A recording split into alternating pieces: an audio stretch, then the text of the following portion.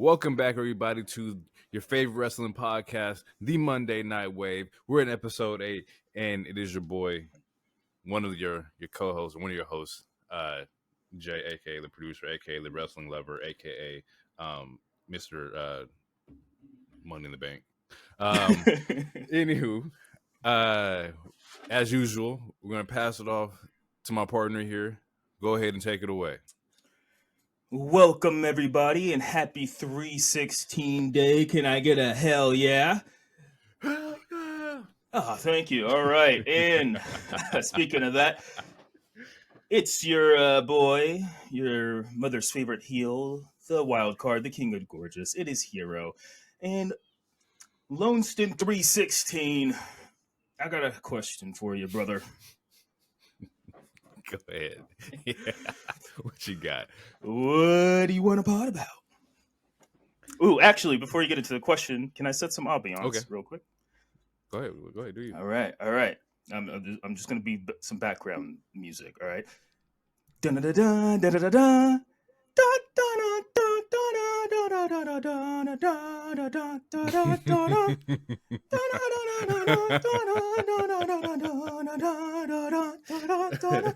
Ladies and gentlemen, boys and girls, and all pronouns of all respectable listening ages, it is the Monday Night Waves Wrestling Trade Federation, aka who you trading for, brother? Now, Jay, tell the audience the rules and stipulations of this week's question. Okay. This is your host, J.A. Smith, and we got a couple trades that we're doing. Anywho, question of the week was trading 5 mid-carders from AEW to WWE. So, in the spirit of free agency in the NFL, we're like, this is perfect time to do this. Yeah. So, without further ado, we have 5, maybe even 6, mid-card swaps. So basically people that we think will do pretty well in the other promotion and vice versa. In particular, mines are not necessarily trade for trade, but just more so of a group that I think would fit over there. So I don't really have 1 versus or 1v1s. And because I know you got a better list, I'm gonna go first because your list is always great. Oh, well, thank you. So for my 5 to send to WWE, I'm going to start off with Ethan Page. Now, Ethan Page is also a really dope wrestler, but also a super toy collector. Go check out his toy vlogs. They will make you want to go find some retro 90s shit. But Ethan Page has great mic skills, and I think that he's a better charismatic wrestler than actual in-ring performer, and that's not to take anything away from him. I just think that his mic skills and the way he portrays characters would definitely fit and benefit from a larger production kind of standpoint. Next up, I'm sending Wheeler Yuta as one of those NXT climb up kind of guys. I think you could put Wheeler Yuta in the situation of the Tricks, the Mellows, the Ilyas. I think he'll definitely be one of those ones that you can throw in a future, Mania. Third one. What you got? What? I mean, he has the charisma of a wet paper towel, but but we can work around that. They'll find something. WWE would create a character. They'll figure something out. You know that. Yeah. Third one is Wardlow, for the exact same reason. As far as they'll find a character for you. He'll fit the whole Braun Strowman kind of stereotype of just big muscular meathead going around pounding somebody. Pause. It sounds crazy. And then last but not least, I'm sending the Guns over. I think the Guns fit the heel kind of tag team S that I've seen in WWE before. Maybe not so much as far as I said the wrestling aesthetic, but as far as characters, they're great fucking characters, and I think that that would fit their profile over there. Now, taking away from the WWE and sending to AEW, and once again, these are mid-carders. I didn't know where we put this guy, because at moments he's a mid-carder, at sometimes he's a high-caliber player. Shinsuke. I think Shinsuke would do really well in AEW. I think, just the whole connections with the New Japan and all his buddies are over there. I think that'd be kind of dope to see. Ricochet is another one I'm sending over. I like Ricochet a lot. I do think that AEW kind of gets a lot of their pops off of like high flying spots. So a lot of those flips and jumps and shit like that they rely on. I think Ricochet can do that. Yeah. Pete Dunne, aka Butch, or formerly known as Butch, just one of those aggressive wrestlers that fits. He fits the Pac mold of just like one of those like hard hitting like small dudes who can just really throw down. Nice. Gargano, same thing. Just indie wrestler, like is in his blood. Like he fits the style. He can do the style that they want him to do. And this wild card I'm throwing in does not necessarily fit the wrestling aesthetic of AEW. I just want to see him in a better spotlight, and that's Theory. I don't think Theory has like the chops yet, or respectfully, I haven't seen the chops, like metaphorically speaking. But I do think that Theory can definitely create a character for himself and really pop off. In the same vein of like a Daniel Garcia. I think if Danny can figure it out, and no knock to Danny, I think Theory could also be one of those ones that can figure it out and like be a top star. Yeah, there goes my swaps. Go ahead and blow me away. I know you got some crazy in your list, but just bear with me and don't go too wild, bro. I'm not going. No. I tried to keep it tame. I did mine's 1-for-1 trades. Okay, I like this. Yeah.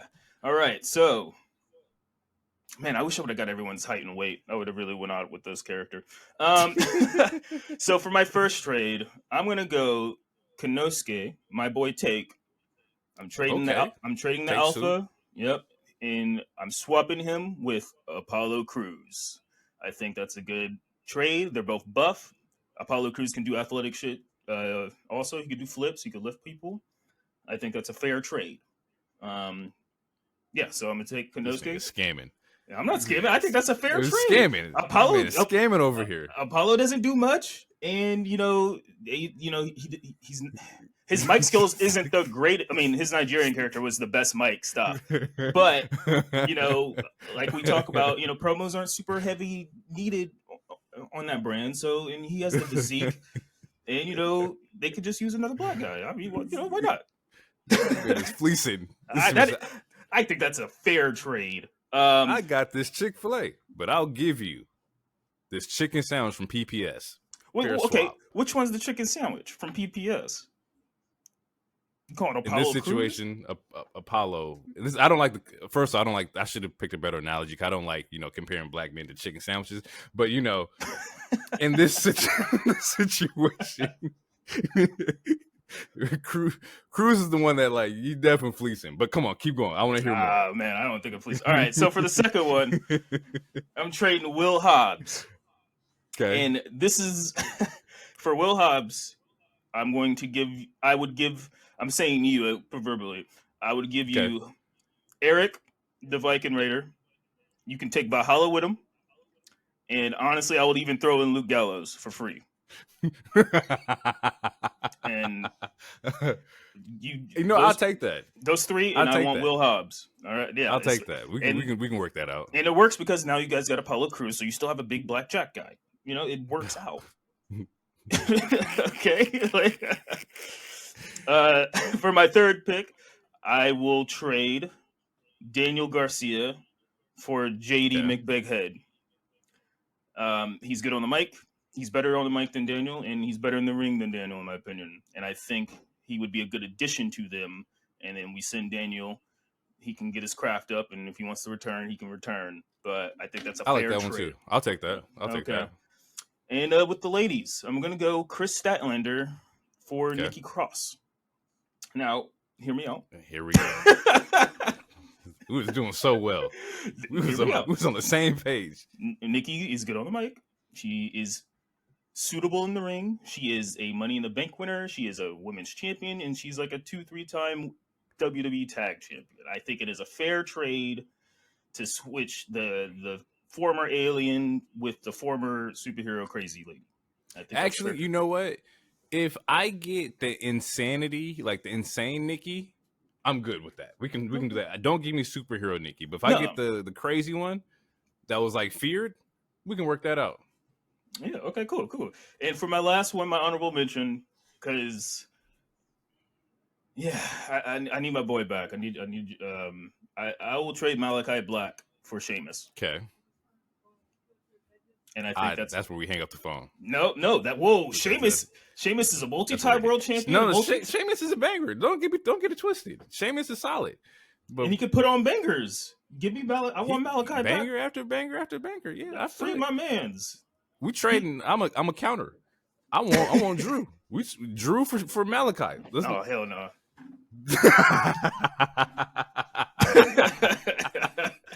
I wouldn't do that. The funny part about this, bro, is this is how those GM conversations be going.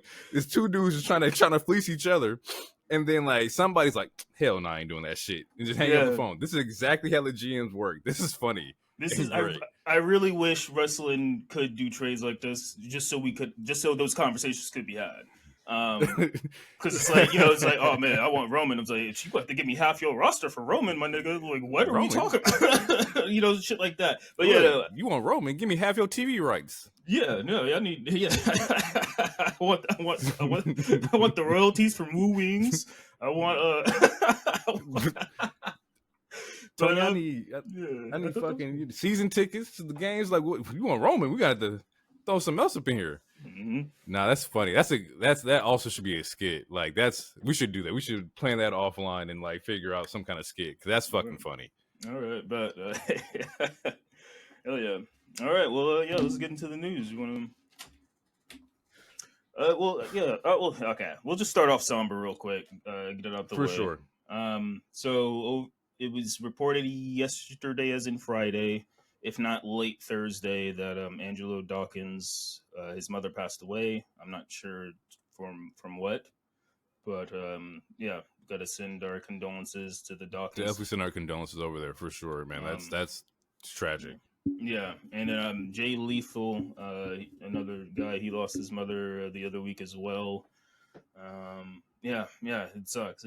Just losing people sucks. So condolences to it is, and everybody processes it differently and whatnot. I just, I'm just sending like, healing and prayers and thoughts to them, man, because like that shit is like, it'd just be unbearable.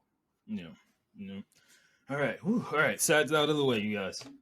All right. So next thing, and this just came out also, and it's pretty cool, interesting news from what it's worth, and that is during WrestleMania weekend on April 4th, Shayna Baszler will make her GCW debut, as she will have a match at their pay-per-view or promotion, Bloodsport. It's called Bloodsport.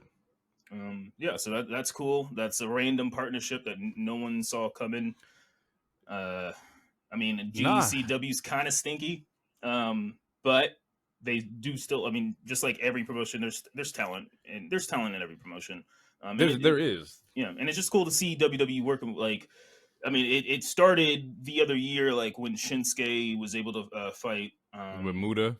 Yeah, Muda, do the thing with Muda. That shit was great and stuff like that. And I feel, I mean, it's too soon to say, WWE and AEW will finally work together at some point. But it's moments funny. It's things like Forbidden Door and small things like this where that is plausible.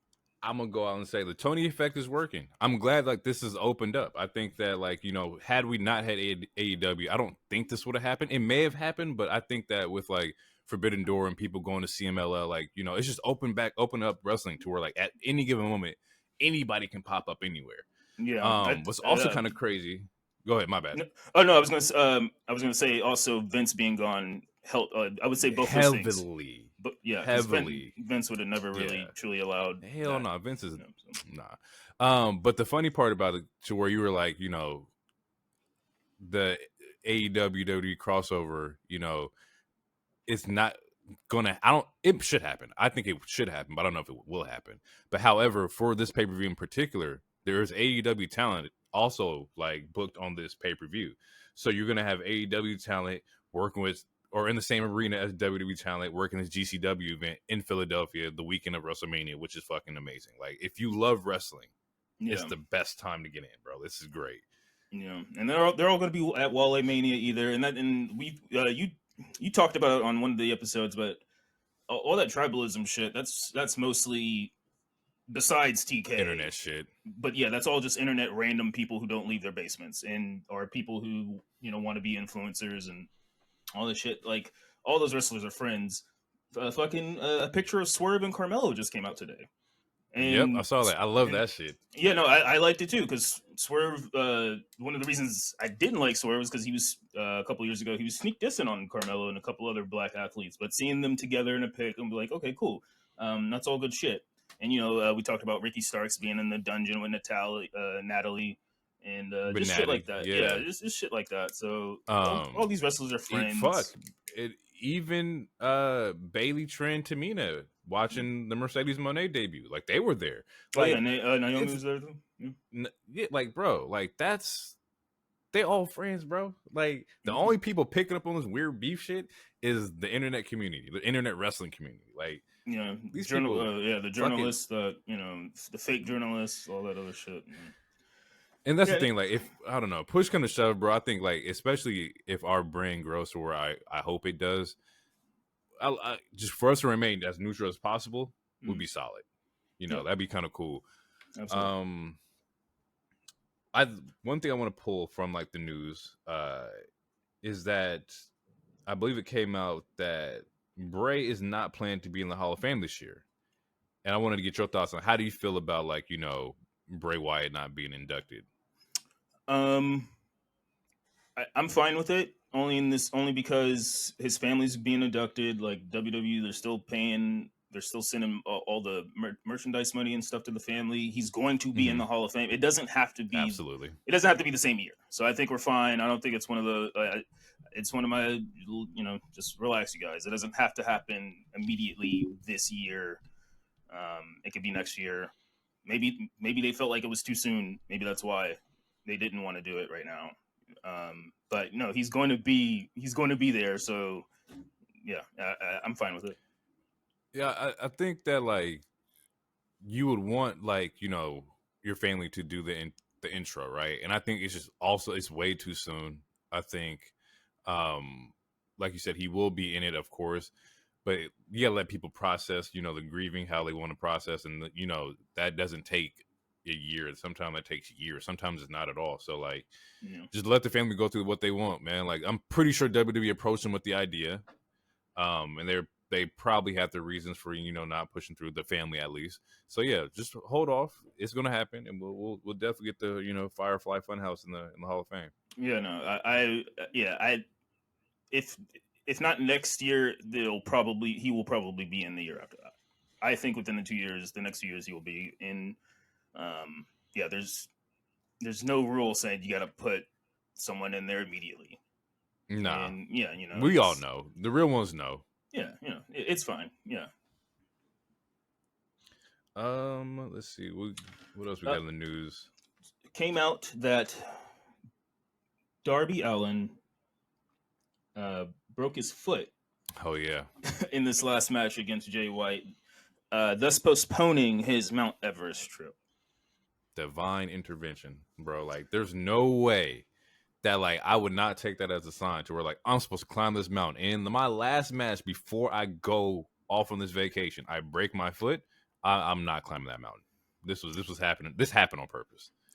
You see, like, some of you, there's people saying it's divine intervention. I think it's just pure, unadulterated, dumb luck.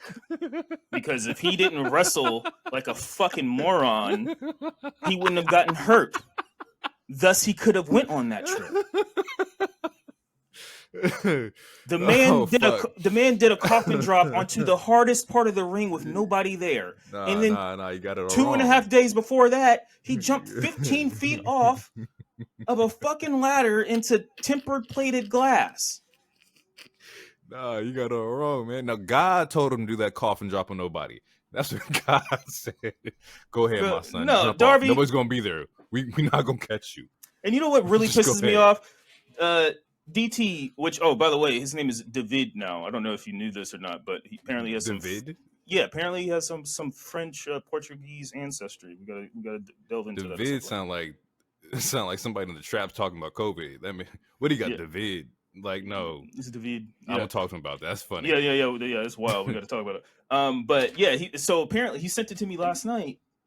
Darby and I have the same fucking birthday, and I'm like, no wonder It all made so much sense to me. And I was like, bro, like that's why. Oh That's shit, why. bro. That's It's like that's great. and it's like, okay, I see it because we both don't give a shit about stuff. We both don't give a About shit about a lot of things.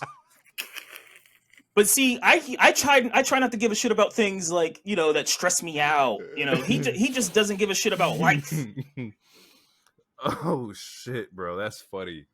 That's fucking comedy. It's like Man, we have the same birthday. It makes so much sense now. I'm We 2 both years don't give a fuck older. about nothing. No, yeah, I'm 2 That's years older, and I will hilarious. definitely be walking longer than him because this empty-headed dumb fuck, if I may quote CM Punk,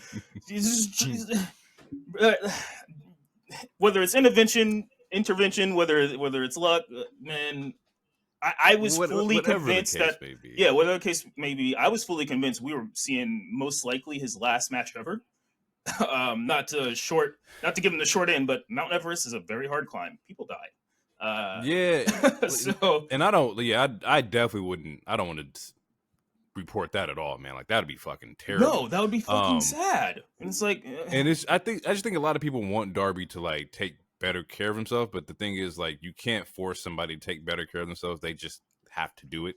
Um, yeah, especially when you're taking like crazy bumps and shit like that, and especially when you're like, oh, I'm gonna climb Mount Everest, and just to say you did it, it's like, I get it, be a risk taker. You only got one life to live, but I'm not climbing Mount Everest, bro. Like, there's no reason for me to do it. What do you get at it? Oh, I'm at the top of this mountain. It's great.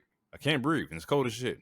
All right, time to go back down. Like, no, like it does nothing for me, yo. it's nothing for me. Like losing any part of my body due to frostbite scares the shit out of me. Yeah, There, that Chiefs game that happened this last year when it was in the snow, there's multiple people in that crowd that have to have amputated limbs or appendages because they got frostbite at that game, and that was them no, watching a football game, nope. not climbing the most dangerous mountain on the planet. And like they had their shirts off and shit. I remember watching that game.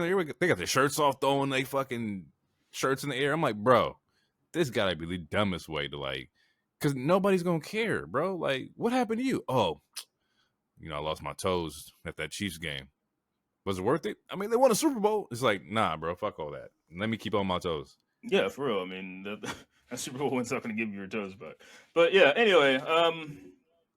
So next thing I have, uh, on this last episode of Impulsive, Logan Paul's podcast, he announced that SummerSlam will be in Cleveland, Ohio.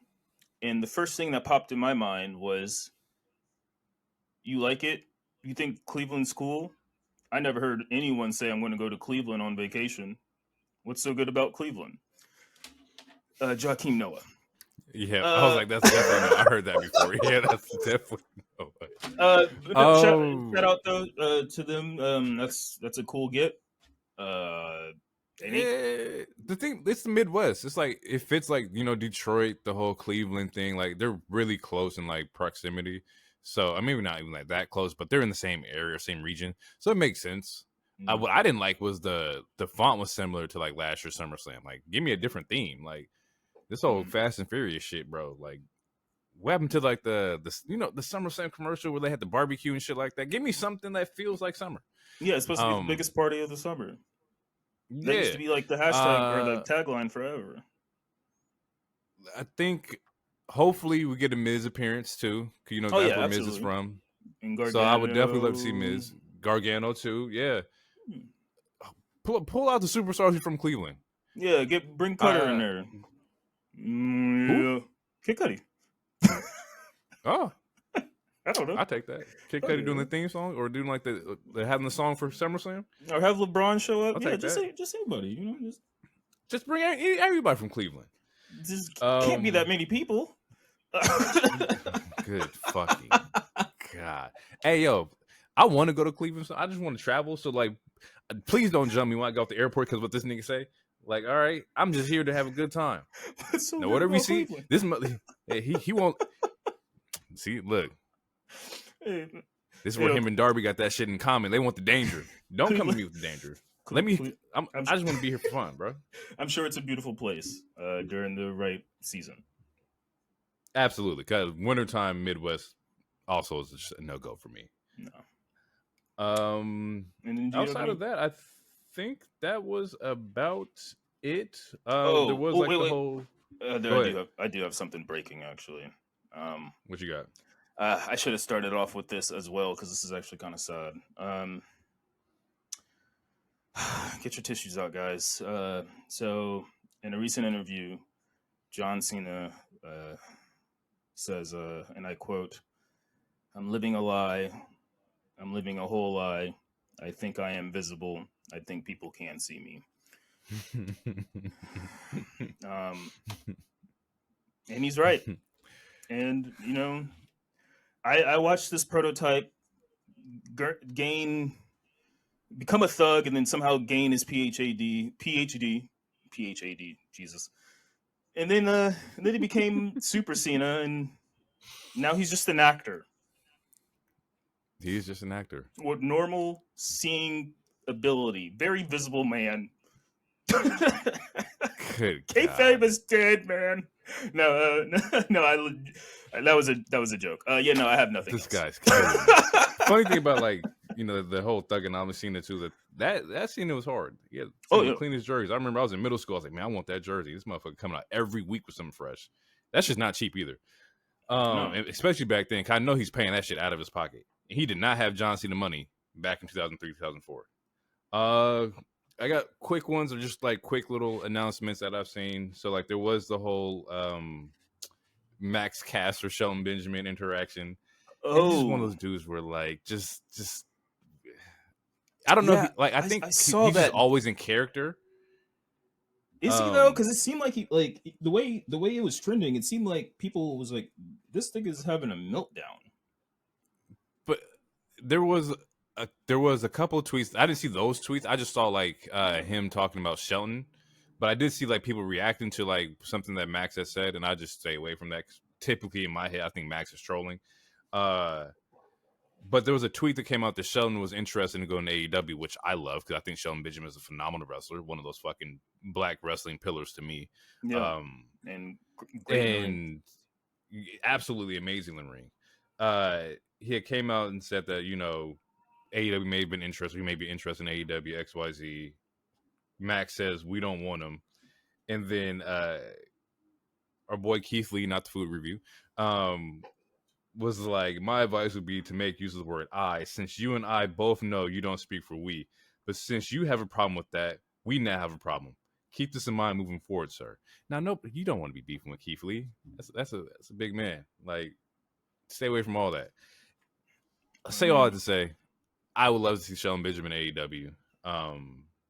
I think that'd be really fucking fun to like see him get a second pop at like wrestling.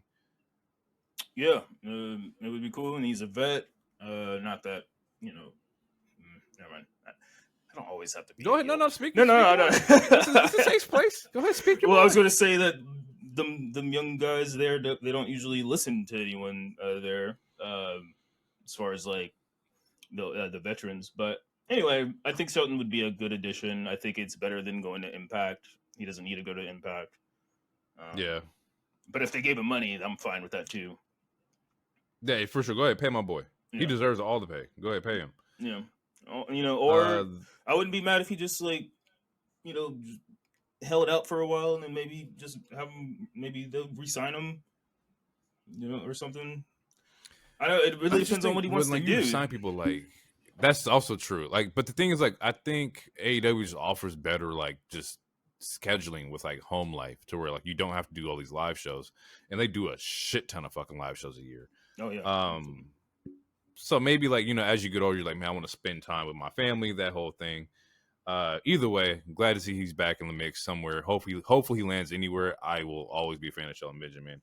Um, definitely good to like see him back out there. There was also the Julia kind of like statement was like she's joining Rossi's new promotion, and later she's gonna be joining WWE. I've seen a couple of like clips from Julia. She has a character, the charisma. She has like the outfits and whatnot to give like the star appeal. I just want to see more. Hopefully she does come to the E, and we get to see like her in like full effect. I think that'd be really cool too. Yeah, it was pretty set in stone that she was going to come to the E, and then that's when the Rossi stuff started happening, and yeah, she decided to hold off because she wants to help Rossi start his new shit. So Yeah. yeah, we should see her. We should see her.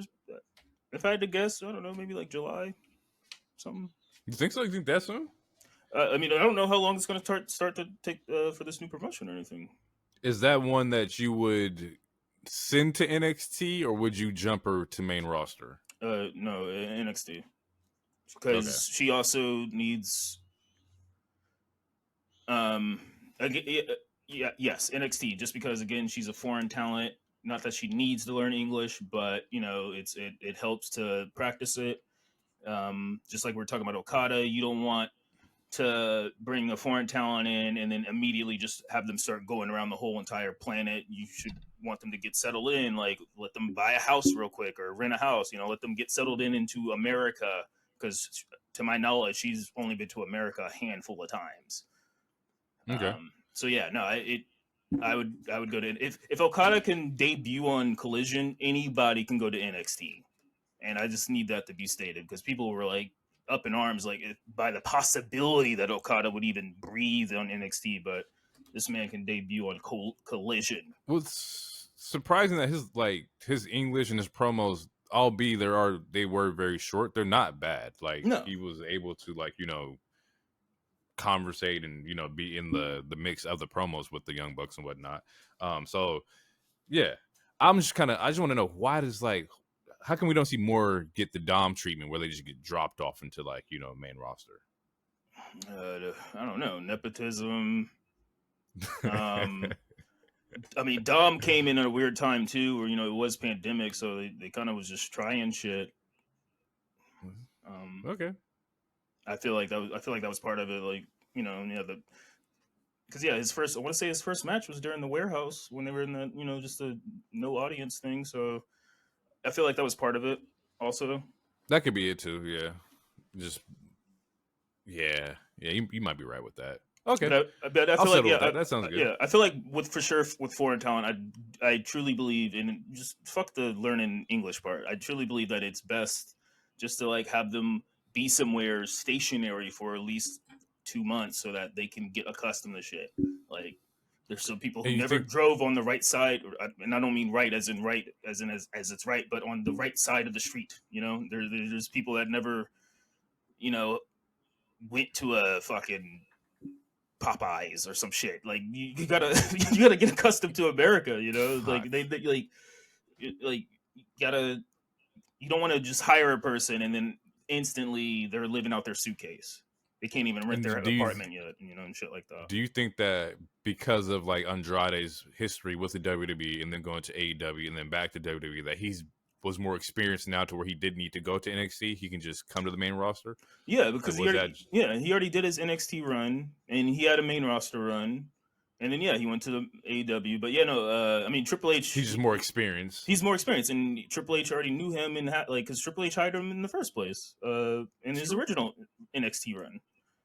Yeah, he was in NXT for a while because when he first debuted, I remember he was Andrade Cien Almas, and he was taking a bunch of L's, Mm-hmm. and then that's when Zelina finally came into the picture, and then he started getting a bunch of W's, and it was Andrade Almas or whatever it is. Super dope. Like And then not yeah, even tag but just combo of Zelina and Andrade. That was amazing combo. They were such a good combo. I don't know if you saw it, but there was I think it was Andrade. It was either Andrade or Selena that did an interview, but they were such a good combo. Triple H thought that they were dating in real life, even though she was with Malachi Black. I think they were, right. yeah, like that's how good Yeah. their chemistry was, Yeah. and that's why people like soon as they linked up, I was like, oh, I fucks with this. I didn't know a damn thing about either. Well, at that time, Andrade was a jobber to me because I was like, who's this seeing nigga who keeps losing? And also, why does he have a number? And then at the same time, he had Perfect 10 Sean Spears. I was like, why is there two people with numbers in their names? It was a whole thing. But anyway, yeah. But yeah, he's already been established as far as knowing how knowing quote unquote how you film TV there Yeah, your in the E or hard whatever. cams and shit like that. Yeah. Yeah, and he got friends there. Zelina's still there. He still knows everybody. His wife she's injured, but she's still working. She's gonna be back soon. So yeah. Okay, that makes sense. All right. Well, time to get into Raw, baby. Time to go over this show. All right. Um, So it starts off yeah, with go Drew. for it. Yeah, Drew comes out. This is part of the Rock effect because ever since the Rock showed up, people are cussing more, which some people were upset that they can't cuss enough. And also, like, there's been a lot of drug references ever since the Glendale thing. Drew's calling Seth all sorts of junkies and also like all sorts of shit. And he's addicted to the clout. Uh, um, During the promo, the crowd's doing what, and he says, "Say what if you're glad I took out Punk." And there's some people that still said what, and I think it's either because they were stupid or they were actually kind of glad. Drew says, "You don't know the history of your own country, so let me show you the history of this business." And he starts talking about the business shit and why it makes sense for him to focus on just Raw. And if he was to win, he would be fine with working with The Rock because he's a board member. And yeah, he just keeps talking until Seth comes out. And you have anything that you want to add, or? No, not necessarily, because like I think like, well, it's funny because like I did see a lot of people get mad at like the Rock cussing a lot, which if you've been telling us to follow these PG rules for so long, and this motherfucker come here and start calling people bitches and shit, like, yeah, I'm gonna be a little tight too. Also, if I was taking my kid to the show and WWE advertises family friend, this motherfucker coming out talking about, yeah, I got all the ladies in here wet tonight. Like, hey, relax, bro. Like, my son is 6, but I get it. It's The Rock, and he can Right. push boundaries. It's him. Yeah, no, I see both sides. I was trying to explain that to DT, but yeah, no, I can see, but like, is it a silly gripe? Yeah, it's a silly gripe, but at the same time, yeah, I've been working here for 10 years, every single goddamn day, and I get emails constantly saying I can only say bitch like once a month or something, and this motherfucker's cussing every 3 seconds. Yeah, I'd be upset a little bit. I'm like, why is he getting special treatment? But then again, it's The Rock. That's why he's getting special treatment. So and Right. honestly, there was no It is The Rock. sources or anything like that. For all we know, that could have been fake. And also, why the fuck was Bullshit. it even Yeah. news in the first place? Like, that's how you knew it was a Exactly. slow news day. Because why is that even news? Like, who gives a shit? But more so about the promo with Drew. Yeah. I don't know. I get where Drew's like, coming from with like, the bloodline angle and like, uh focus on me, that kind of thing. And it leads into like my perspective or my thoughts about Seth during this promo. So I'm gonna let you talk about Seth coming out and then I'll give you like, my thoughts. All right, yeah, okay. So Seth comes out and he starts begging Drew to hit him. He's like, "Yeah, I've been thinking about that Claymore from the other week, and I want you to Claymore me again. Do it right now. I'll make it easy for you. I'll turn around." He's trying to bait Drew to hit him. I thought it was fine. Some people thought it was weird. I want to say this is Seth's 4th week on the mic, killing it in my opinion. Mm-hmm. Uh, he calls Drew a coward. Drew's like, "No, I'm not a coward, man. Like, Seth, you were right. I listened to you. When we last talked, you told me to, forget about the bloodline, focus on yada, yada, yada. So that's what I've been doing. I don't give a shit about the bloodline. I mean, I give a shit. That's why I'm asking you to stop interfering so that they do not interfere in our shit. And, you should stop caring about it. If I was champion, I would only care about my show, the Red Show, the show that we're on." Seth says he's a bigger hypocrite than Punk, again trying to bait him some more to get attacked. Says, "Man, it looks like you're about to join the bloodline from the way I'm seeing it." And then he lists off the last 3 wins that Drew got due to That he had, due to interference. And then it pretty much ends. Well, the second to last bar, he says a bunch of things, and he's like, "At the end of the day, the last thing you're gonna hear on the biggest night of your life is the crowd singing my song." singing my song. and the crowd Does starts this singing a song. not does this not sound like heel work? Because how when I just watched it and I was listening, I'm like, this sounds like heel work. The whole you're turning your back to the enemy, goading him to hit you. Um, you're sitting here, calling him a coward. You're sitting here like, after I pin you, the whole crowd gonna sing my song. And this whole time, Drew's telling him like, "Oh, you right, bro. Like I see. Like just let's focus on this over here." This sounds like maybe sprinkles of like heel work Seth. It looked like heel work Seth. Like that's the energy I got from it. See, no, I'm gonna say no. Okay, well, okay. Okay. I'm gonna say no for two reasons. One, this was serious Seth, quote unquote, and I say serious because people don't like when he's dancing and cackling all the time. So this was serious, more serious stuff. So the passion or the fire is just there. It's a little more aggressive, and that aggression might give off a heel vibe. But Drew in this particular feud, Drew's clearly the heel. He wants to win the right way, but he also doesn't give a shit. He just wants to have a solid 1v1 match because he wants to finish his story, as in getting a belt in front of a cheering crowd, even though the See, crowd. but I don't know. I But don't know because like if I'm thinking about it, it's like even with the way like Seth like approached last week when they accepted like the Cody challenge or the Rock challenge, is that he's the one like, would you just shut up? And he steps in front of him like, of course we accept. Like just like it's just there's little things that like I don't know if a baby face would do, in particularly because like if I'm not mistaken, Bloodline hasn't touched Seth yet. Like well, he throughout wasn't. this run, No, he wasn't medically like clear though until last week. it's true. But like they haven't like there was no solo interference or anything. He didn't get jumped backstage or nothing like that. Nothing like that as of recently. Like Bloodline hasn't done anything to him. Like it's kind of funny when I think about it, but it's kind of like you're almost being uh what's the fucking word I'm looking for? Like you're almost being peer pressured into taking this fight on. Like, of course, Cody wants to fight 1-on-1 with The Rock, but like, or 1-on-1 with Roman. But there's certain aspects I think just seem like it's a little peer pressure by Seth. Well, I'm gonna say no because Seth stated multiple times he feels like he has to do this because Roman's a monster he created, and he stated that one is like it's not gonna just end with my title. When he was talking to Drew the other week, they're gonna try to take it. Like he wants to end this. He's trying to end this power vacuum with the bloodline.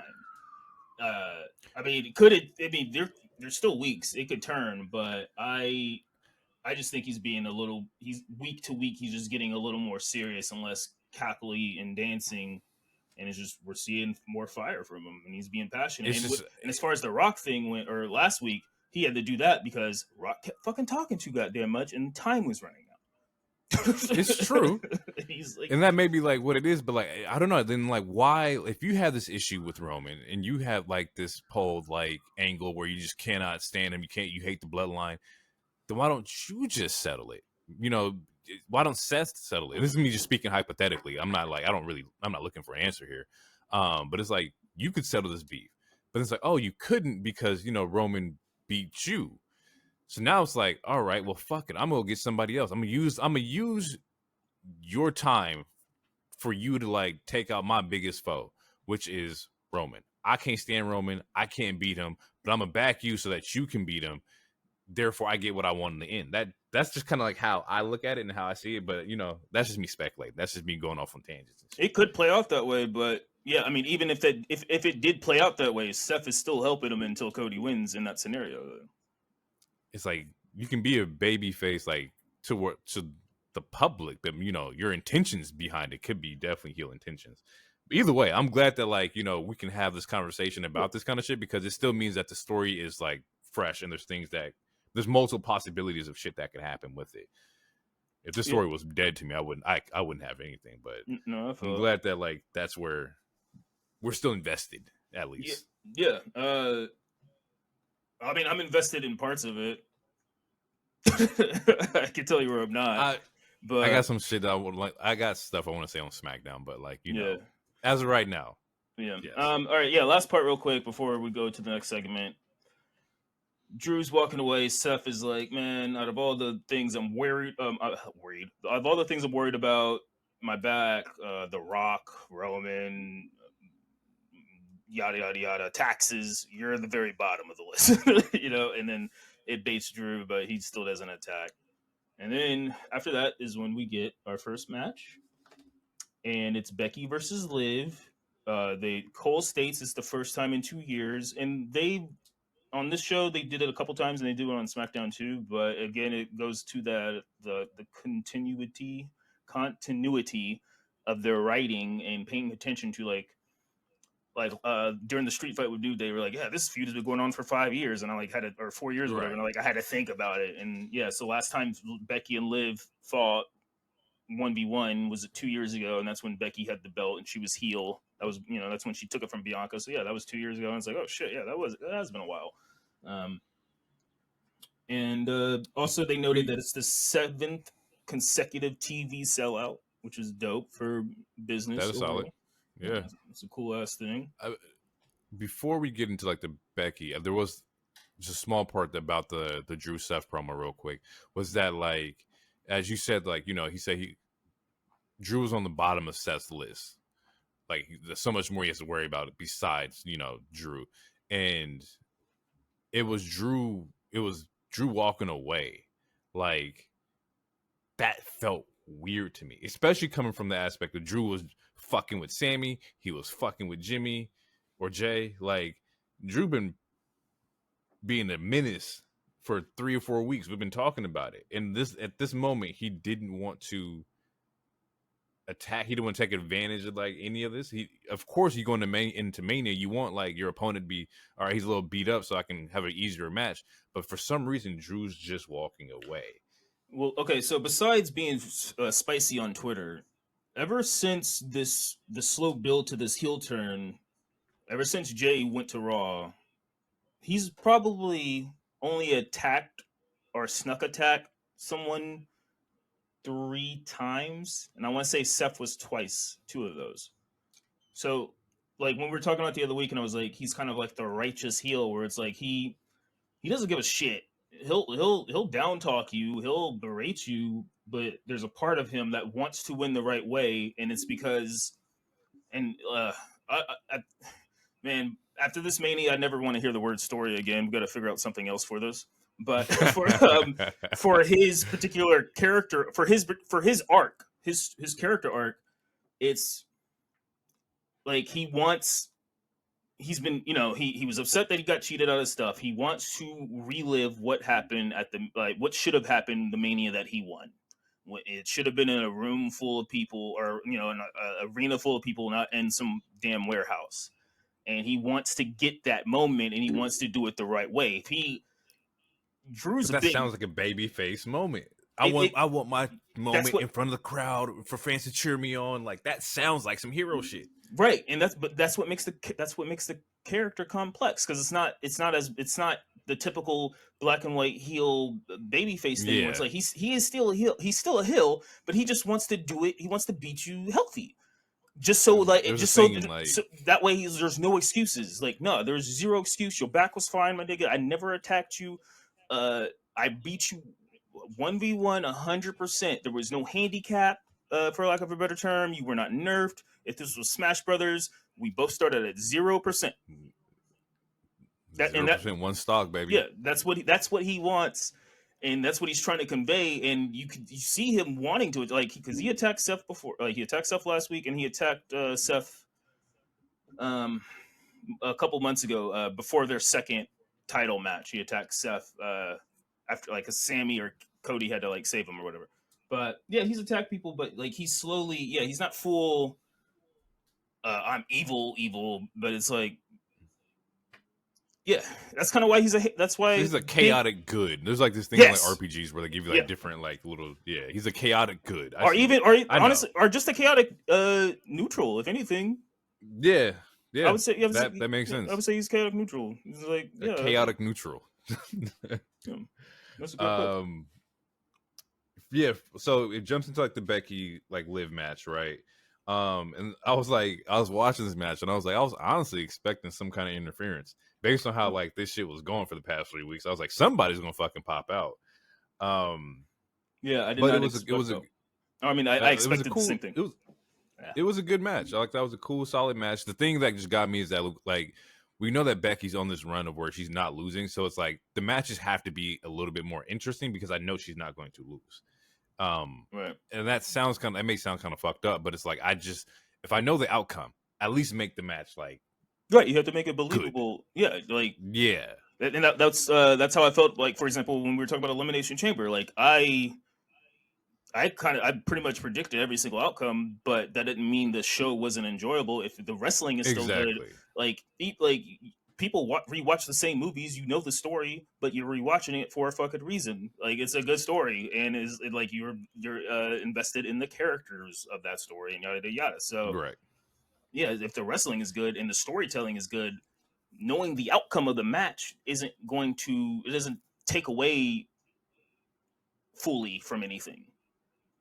You know, Yeah, if your in-ring story work is good, the storyline for the match is good, I don't really care who wins or loses, but like it's just for me, I guess like because it's Mania season, I just expected a little bit more. Just to kind of like ramp it up and get us ready for like this shit. Like we're maybe 2 weeks away from it now? Like well, I it's mean, time to like well, yeah, no, I feel you. I personally, I really enjoyed this match. There was Liv hit Becky with two really good code breakers out of nowhere that were really I dope. did see that, yep. Liv also hits Bex with it was a sunset powerbomb onto the floor. I have that move in 2K. I love doing it. Yeah. Yeah, like Liv was beating Liv was beating the shit out of Becky. Majority of this match. She You had might be right. Maybe like there was some spots in here. Yeah, it was definitely some she had spots. really impressive offense, and I was like, Liv was really like, and also that's credit to Bex because Bex, she's one of those people It's just like selling, Bailey, yeah. where she will make you look amazing. You know, she had that match with Xylee, you know, and other people. Like, she can make you look amazing. Yeah, and they both like there was times where they both hit finishers, and then they were smart enough to both roll Liv.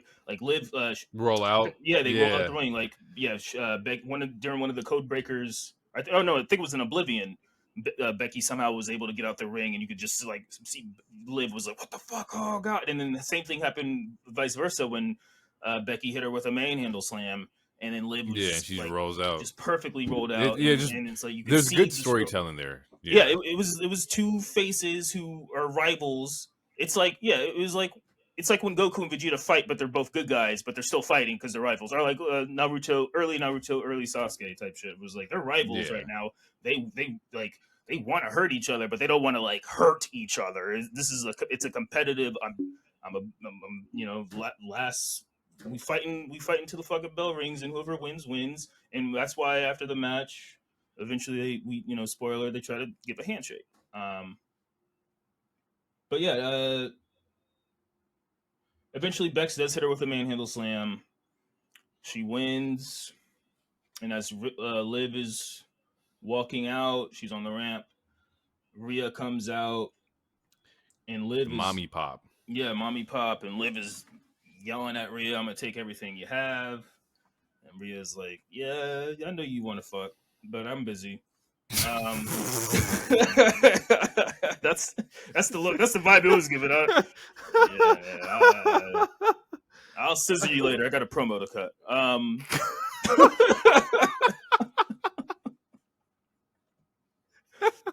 Nah, you gotta put that on the shirt. That's funny. I'll see you later. I got a promo to cut. Oh, and that's kind of a double entendre. Yeah. See where the head's going. Yeah, I like it. Yeah, so Rhea comes out. That's fucking great. Oh fuck. And she's and it's okay. And I wrote this down too. This promo with Rhea and Becky is very similar to the promo with Drew and Seth, where Rhea's asking, "Is it worth it to fight this hard before our match?" When it and it's very similar to what Drew is saying to Seth. It's like, why are you doing all this extra shit? I want you at 100%. So when I beat you, and Rhea's saying the same shit. Yeah, I want you at 100% because when I beat you, I want I want it to be legit. I don't want zero. I want zero fucking excuses. No asterisks. Nothing. And that's why. That's why I was saying what I was saying about Drew. Like these are they're both quote unquote heels, even though Rhea's Rhea's pretty much a fucking face. This is the way the crowd cheers for her. Yeah, you can't root against Rhea. But and then Becky says, and this is a bar. She's like, if people believe, Becky got some quotables. Yeah. If people believe in me, I'm good. If they doubt me, I'm great. And I'm like, whoa, fire, fire. And they stated it because I could not remember, but this will be the first time that they lock arms in 5 years, not including like a rumble or anything like that. So they have fought before. I completely don't remember, but yeah, solid ass promo. It was a good promo. Yeah, they're definitely treating like this as a big moment as it should be. To be honest, like this one's getting a lot more push than, and I won't say a lot more push, but just it looks like it gets more attention than like Bayley's Rumble push. Oh, I don't know about that.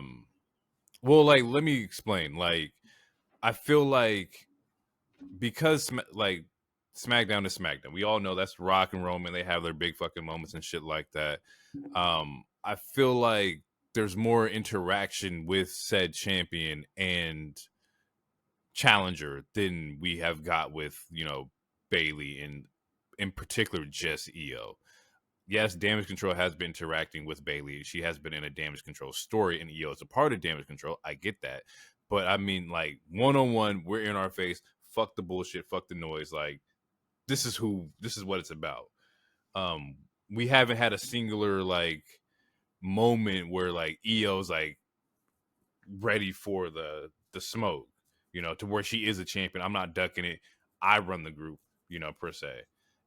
And maybe they do that on purpose. I don't know. But I just feel like, for the one-on-one aspect of it, like, you would expect there to be a lot more interaction between said challenger and the champion. As far as a 1v1, like, sit down or, interaction, no, there hasn't been a 1v1 one yet. But I would say that they're getting just as much as, like, as far as building for this Mania, I would say Bayley versus Io is, honestly, I would put that as my favorite build, then Becky and Rhea, and then this Bloodline fiasco third. Honestly, maybe even fourth, because Jimmy and Jay, I'm very. That's the one I want. That's the one I don't care. I can miss all the matches on Mania, but that one I gotta see. Yeah. But I see what you mean as far as like just a 1v1, just face to face interaction or anything like that. But as far as attention goes, I mean, they closed out the show this week. They did close. But I mean, let's say, like, for example, it's like if Cody's beefing with Roman for the championship, right? If this is last year, that's like him beefing with Jimmy 2 weeks before Mania or 3 weeks before Mania. It's like, and he hasn't had a one-on-one interaction with Roman. Like that just sounds weird. That's literally happening right now. His first 1v1 with Roman is next week. All we've been doing is hearing the Rock talk and all this. Hearing the Rock talk. And I get that. At this point, it sounds like at this point, I want Rock versus Cody more than I want Roman versus Cody, because the way the fucking promos have been every single week. I mean, all I'm saying is what you just said is exactly what is happening with Cody right now. They don't get a 1v1. It's definitely happening, and that's like that's what I mean. Roman has said weird. Literally 15 words the last like 3 months. He has not said shit, and the shit that he has said is cross-dresser and wearing nice clothes. Other than that, he has not said anything of note since.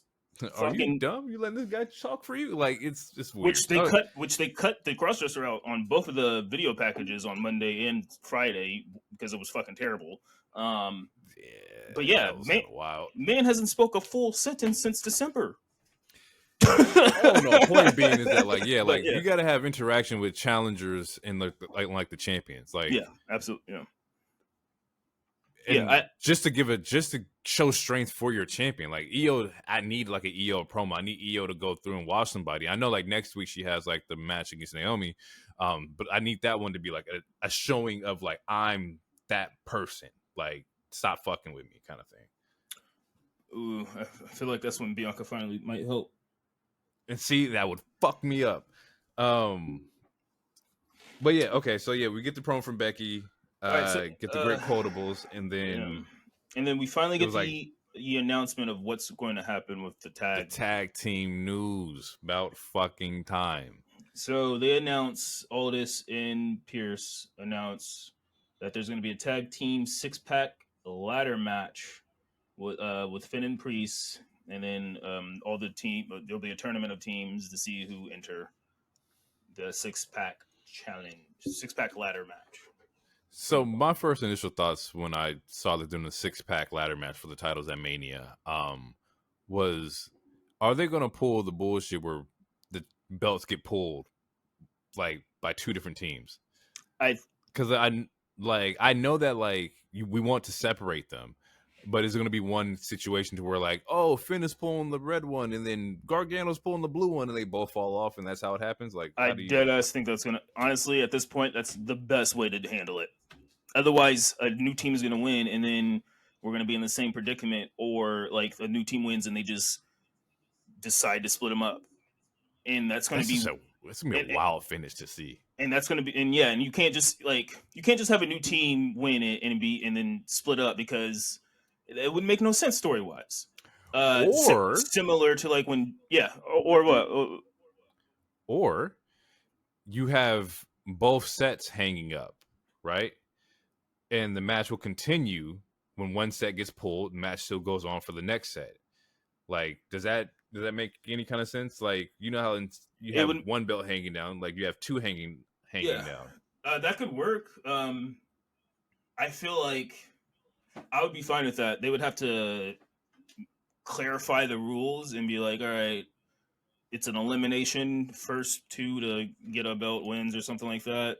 I mean, it could work. I think it's just as equally convoluted. The funny, honestly, as corny as it is, I think the funny route is, like you have 1 blue belt, 1 red belt hanging up, 2 people grab it and they fall down, and we call it a day. We got the fucking who got eliminated first moment between Batista and John. Yes, like, just just do that. Call it a day.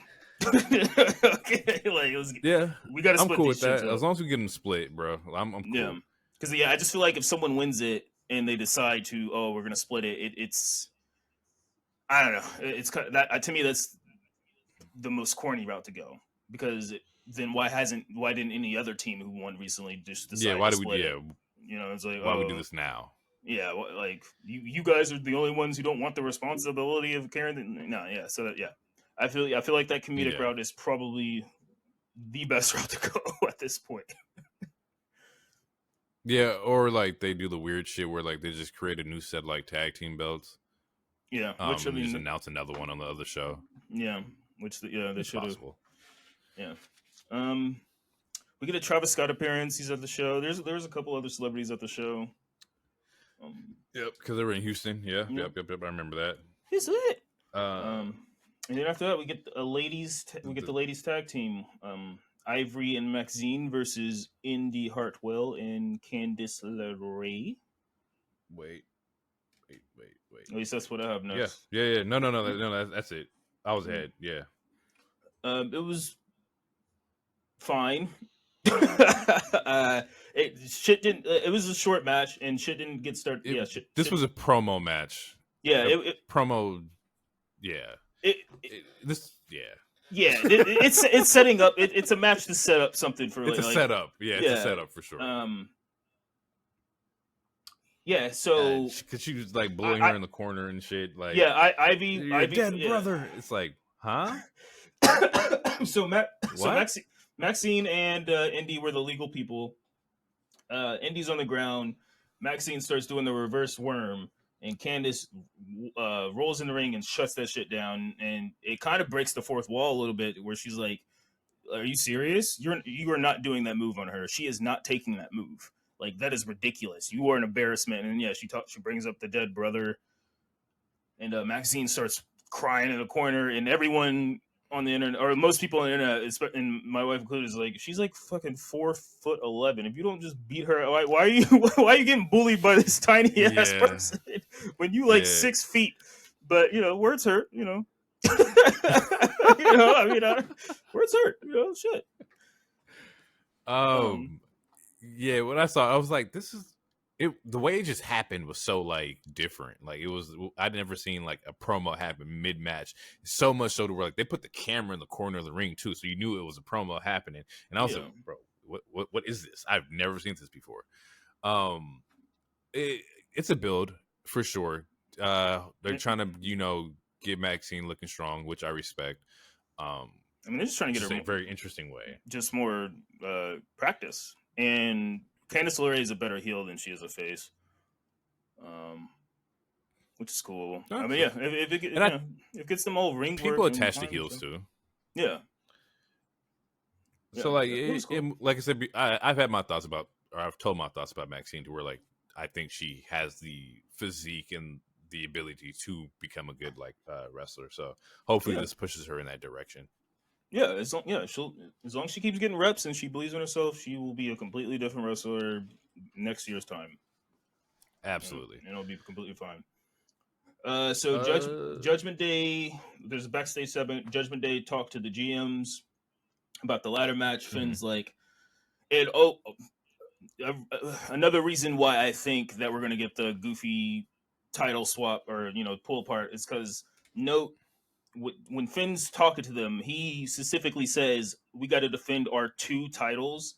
They have not said that shit since they've done this. Since those belts became, since they became a thing, none of the teams, whether it's the Usos, Kevin and Sami, have been like, oh, these 2 titles in particular. Yeah, none of them has described them as 2 separate individuals. Yeah, two separate titles. Yeah, so now so the titles feel separate now. They feel like separate entities now, just by the context of the way he said it. Right. I'm assuming that was intentional. And probably. Yeah, and he's like, I'm scared of heights, and he's like, Miz doesn't even like ladders. I don't do ladder matches. Yeah. but a coup de grace off the ladder. Oh yeah, that would be fire. And and it's funny, and I'm assuming it was a good pull. The reason he doesn't do ladder matches was one, the Edge match last year at Mania damn near killed him when the ladder busted him open, and then there was the Money in the Bank match where Andrade damn near killed him, power bombed him on that ladder. Finn was out for like 2 weeks after that. That shit, he sent that man Irish heaven, which I guess is just regular heaven. But anyway, he's definitely breaking the fourth wall. Like, I don't do ladder matches. And it's because you always get fucked up around a ladder, and that's just that's just great storytelling. That's just great character shit. They're trying to figure out whose idea was it. Adam literally slips up saying they were talking to Miz and Truth. So then Priest is like, all right, I gotta beat this nigga Truth up again. This is so that sets up a Truth. Oh no, match. He's looking for Miz. He's like, I gotta find Miz, and then Truth pops up, and then that's where it sets up the Judgment Day or Priest Truth match. Then we get the Cody promo. Yes. Cody's in the ring with Michael Cole talking. They're talking. I have a sit down interview.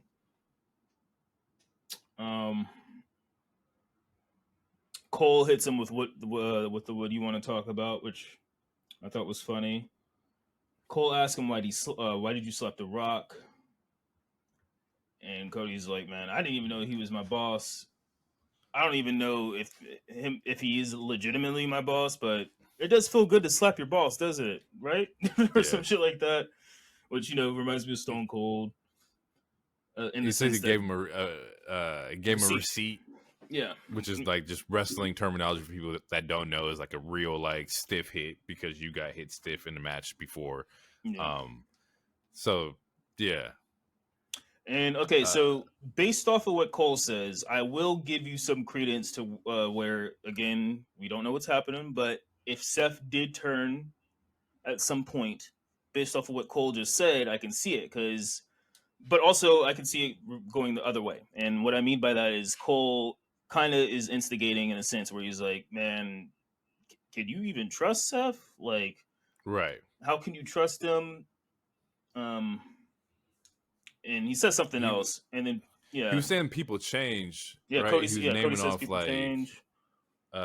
Jay changed, Mm, like, and the thing is, I think he was naming off a couple other ones, but it's like yeah, all of those have been positive changes that's kind of like worked out in like Cody's favor. And that's why like I just believe like the turn is coming even more because they all can't just turn and this is a happily, ever after kind of story. I mean, maybe. I mean, I don't know. Like I I said, the mean, I boy's feel a like I'm good saying heel, that. man. Yeah, I He's a mean, great heel. oh yeah, he's a better heel. He's easily a better heel.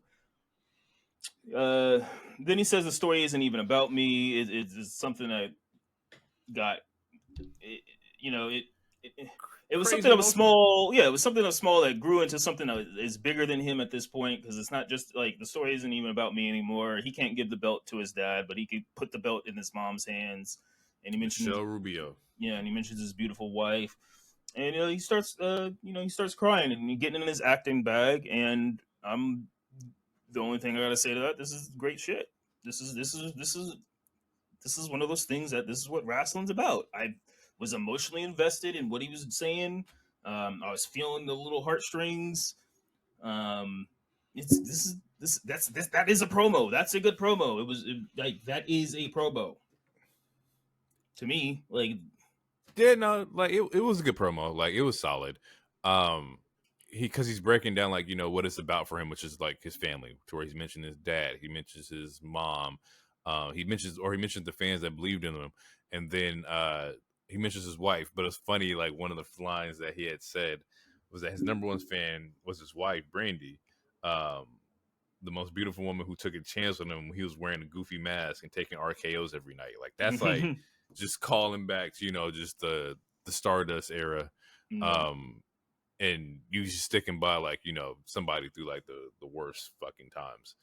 Uh very safe and babyface promo. Very emotional. He got in his feelings and stuff like that. it was good. It's babyface as hell. Um, yeah, I don't have anything else to really say about it. Nah. It was just like it's just I don't know, it was just a promo. Like I don't know, like it didn't change anything for me, and that changed or like anything like changes the story, nothing like that. But good Yeah, work, Cody. I mean, yeah, it's better than we're getting on their opposition. Oh, We get a couple promo like small video package promos that sets up for the IC Mhm. match later. Ricochet talks and JD from Judgment Day he talks. Kabuki Warriors come out. They're gonna have a match in a second, but before that match, there's a backstage segment that I aforementioned earlier where uh, Liv is kind of licking her wounds from the match. Becky approaches, has her hand out. They have the gentle lady handshake where it's like it's two faces. You fought hard. You could have had me. I barely won. It was good. You fought hard. I fought hard. It was a good ass match. None of us cheated. You gave it your all. I gave it my all. We both. Anyone could have took that win. It happened to be me, but anyone could have got the win type of thing. And then that's when we get Nia Attack Part 3. At this, I feel like it's like a loop, bro. It's like it's kind of reminds me of me playing like SmackDown versus Raw 6, where I'm like in my GM bag. To where like my first week, I'm gonna do Becky, versus Nia. Second week, I'll do Becky versus Liv because of interference. But then my third week, I have Nia attack them both, which sets up a triple threat in my fourth week. It's just a loop of just like the same. It's the same like I don't know, not same story or not same matches because they're all different matches, but it's the same interactions of like a group of people. You're just interchanging 1A, 1B for like 1A, 1C kind of thing. And I guess that's what booking is.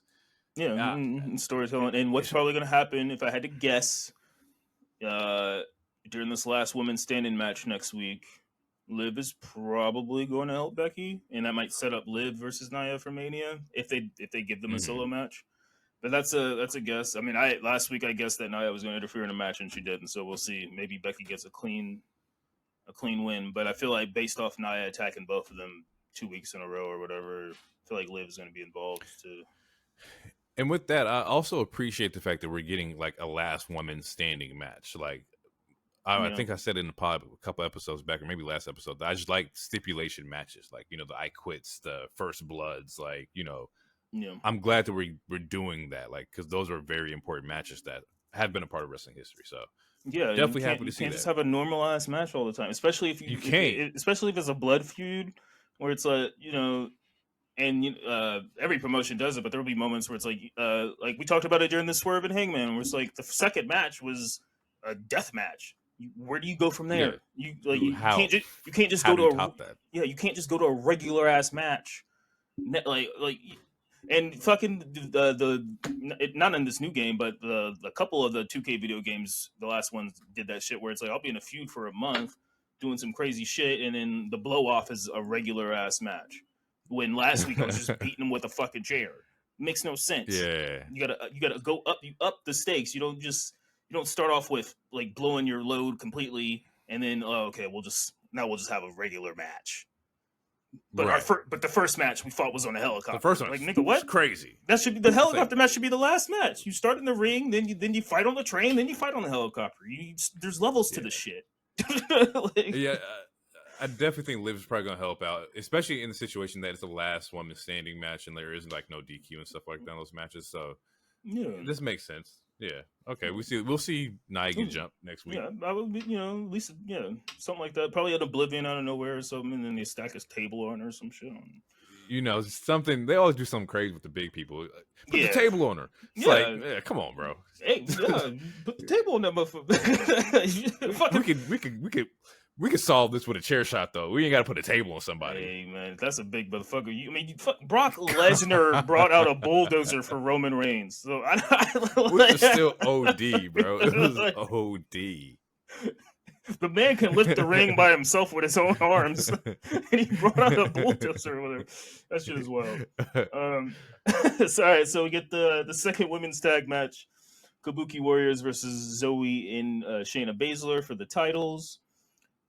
I wrote throw them Z's up because throw them Z's up. Zoe had a little Z hand thing that's new to me. I don't remember her ever doing that, but if she did, shout out. But throw them Z's up, baby.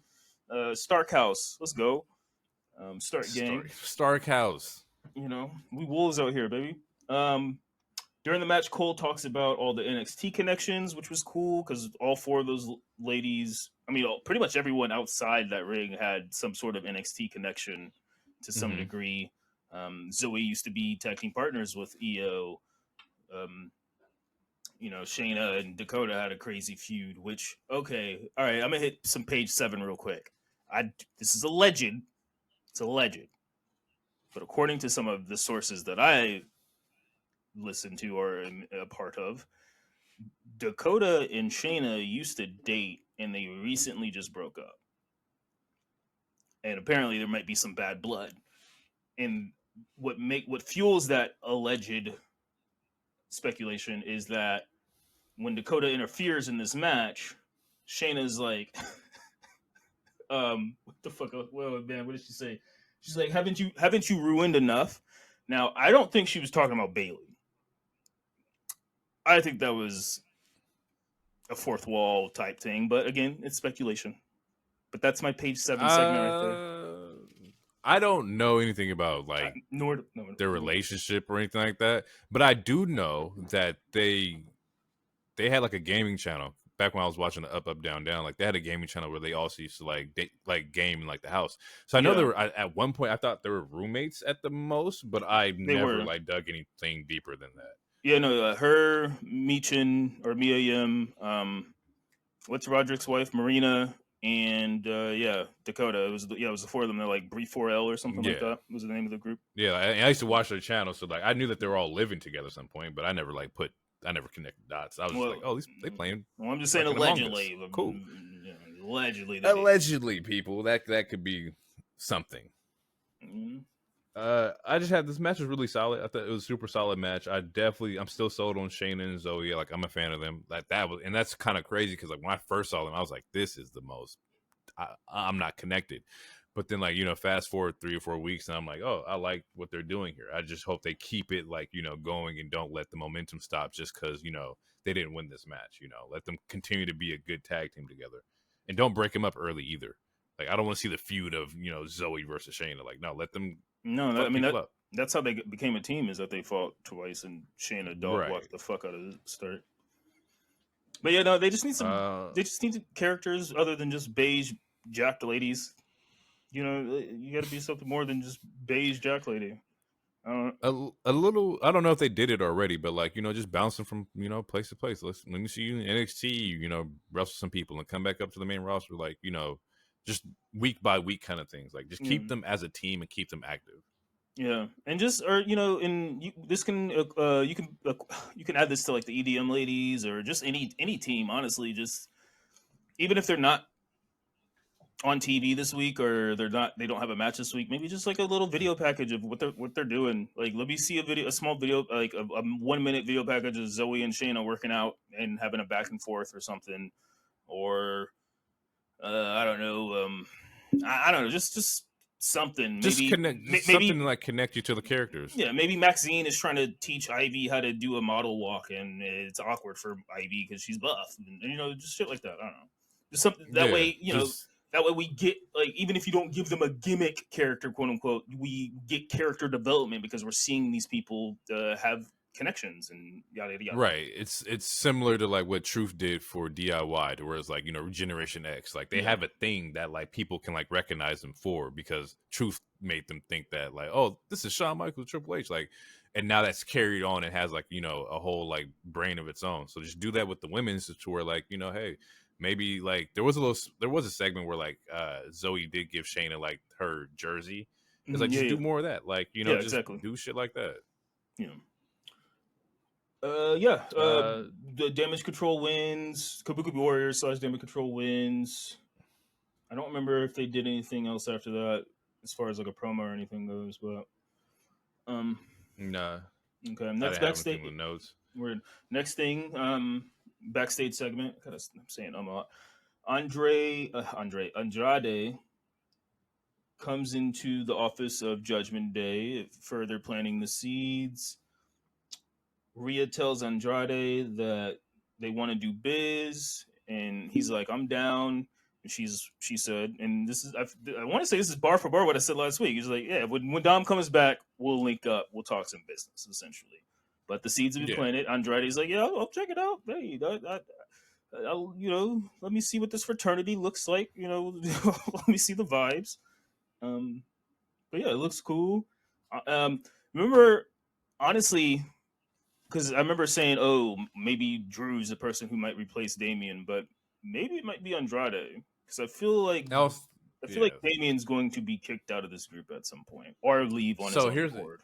Here's my brainstorming. This is how like my head is playing and shit right now. I was like, where does Andrade fit in with the Judgment Day? I was like, man, well, he could take the Priest spot. Priest does have Money in the Bank and whatnot.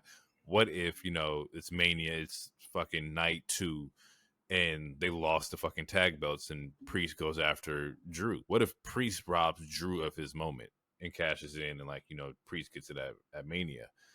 You would need somebody to replace the hole in Judgment Day if Priest does end up winning. And that's where I kind of think it's a timeline, if you will. It's a variant timeline that I've been fucking thinking about. Yeah, I think that, I think it's very plausible, especially if you don't. Yeah, I think it's plausible. I don't want to overthink it, but yeah, it like, especially if you don't want Andrade to be fully single right this second, because of other storylines and ideas you already have in place. / you don't want to instantly put him back with Zelina. Then him being with Judgment, like him and Dom would be a cool group, and even then, just the dynamic of that, because we talked about it last week, where it's like, Rhea beat Charlotte last Mania, so just that dynamic alone of if he does work with them, and then Charlotte comes to Raw eventually because they're going to be on the same show at some point.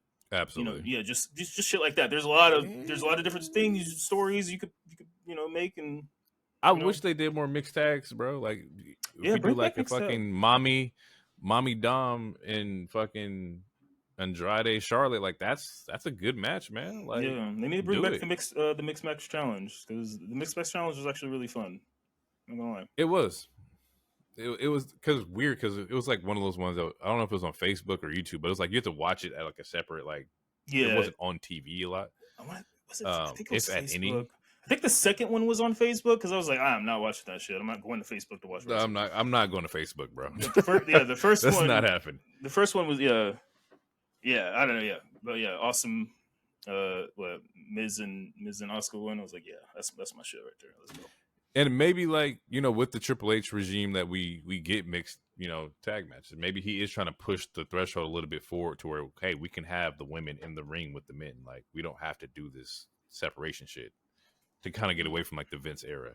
Yeah. From there, it's Priest Truth, right? That was the next match? Yeah, that was or did the we next. get like promos before? There was a quick promo, similar to the Ricochet and JD one, where Shinsuke has a quick video package and Bronson has a quick video package. Just more stuff for the IC promo or the IC title match later. And also during these IC promos, these video packages, they were showing people who've had the title before. And I don't know if you caught it, but during this one, they showed a quick glimpse of Chris Jericho, and even had his name on there. So just more mentioning. I did not see that. I missed that. I wrote it down. I was like, oh shit, Chris Jericho. So it's just more of them, just like they're not ignoring the previous talent. They might ignore the company that they're at, but they're not ignoring that the previous talent exists, because they're throwing up. They mentioned Sasha a few times the other month. The Sting thing. Just shit like that, which is cool. They're showing good faith in like, hey, we are acknowledging that y'all exist. Like, especially by mentioning like the Sting thing. And I think we both know that both of them know that they exist. Man, a crossover would be like the greatest shit ever, but I don't know if they'll do it. Like, I would love to see that shit, bro, because it'd just be healthy for the game of like wrestling. Like, it would just be healthy to see that shit be pushed like a different level. We all can make money. We can all make a lot of fucking money. Yeah, I feel it. So we get the Truth and Priest, which was a good match. For what it was, I don't remember how long it was, but it was a good match. Eventually, Truth reminded me like a creative character, because his moveset is just John Cena. It's just this man doing John Cena shit, and he does it really fucking well. Mixed with some high flying stuff, and then he's again like 52, I think 50, and he's moving, bro. Like, you gotta this is also coming from like what was his injury? Was it his knee? I think it was something with his leg, I think, which was like, man, Yeah, I want him to stop doing the jumping splits. I was like, bro, you don't need to do this. Yeah, we don't need that anymore. But truth is truth. He's still gonna show you that he can still go. But even with like a leg injury that he has had, like, he is looking great. Yeah, oldest man on the roster, doing fucking great shit. Yeah, athletic shit. It was a good match. Judgment. Damian Priest wins. I don't remember how exactly, but he wins. Because like DIY comes out after. They come out to show. Or no, support. DIY come out during to show support for Truth. Yeah, and then JD came out, and then we get a brawl, and then I think that brawl distracts Truth or something, and that's how we get the win. Yeah. We get a backstage thing real quick where Bex challenges Nia for the last woman standing match. This next coming Monday. Then we get another backstage challenge we get another promo. Jay comes out to the ring, yeeted up, as Pat McAfee said, yeeting all over myself. Crazy. Just making. We also got that Rhea and Buddy like UFC picture. Oh yeah, he's so like, it's like acknowledging that. Yeah, who's she with?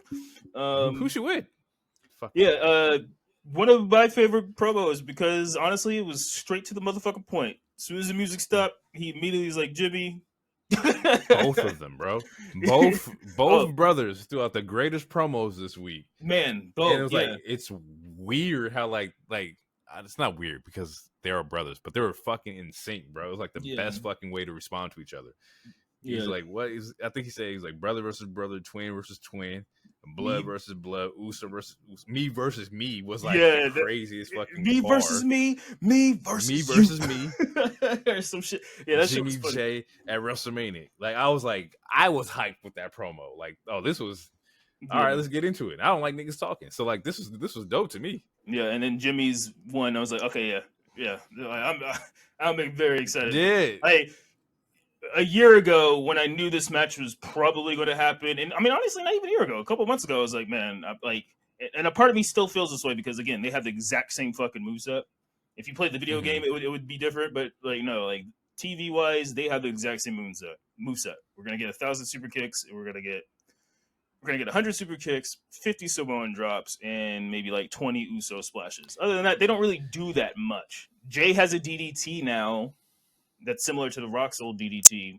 But anyway, I'm saying all this to say, at first I wasn't excited, but now I'm 1,000 times more excited than what I was when I first heard this match being a possibility for the year of 2024. what I'm excited about is that like they had hinted at this like in some kind of interview. Some interview I saw them talking about it to where like they were It was before Mania of last year. Yeah. And he was like, who would you want to face? Like, of course I want to face him. Like I want to fight my brother. Like, and at that time it was like, oh, they're in a tag team. I don't know how they're gonna do it. And then this shit happens. I'm like, oh, these brothers about to fucking go crazy. And the thing is, we're gonna see moves that they haven't done before because they're gonna do them on each other. It's like you've been wanting to do this since, like he said, like in the house, in the backyard where you're wrestling with each other. There's gonna be some shit that we're gonna see that they're not gonna, or they haven't done on anybody else because it's just them getting their shit off. I can't wait, bro. This is gonna be fucking great. I'm excited. Oh, so this one got me excited, and it got me excited, and I don't know, as a producer, I want to know if he got you excited too, because Gunther has a little video package before. I mean, he has a backstage promo, but he has a video package, and they start playing Moonlight Sonata by Beethoven, and that shit is fucking heat. This is me nerding out real quick. I love Beethoven's Moonlight Sonata. That is one of my like. I will play that, and I will have some thoughts when that song is on. That is the most Wilson Fisk fucking kingpin shit ever. Yeah, you play that and you just like stare at a fireplace and have a glass of apple juice or something, whatever you like to drink, and just contemplate all your enemies and that's funny. All Yeah, it fit Gunther for sure. That shit was fire. Shit, you fumbled. That shit was fire. I was geeking out, bro. I love that shit. More classical. That's one of the reasons I first fell in love with Walter and Imperium, because that music, that there's something about that classical that hits to me, and then you come out as a boss. You come out as like a man. Yeah, that shit is fire. Out of the new like themes, he definitely has one of like the best themes. Like the Imperium like theme it's solid. No, yeah, it's a good one. It absolutely. Whew.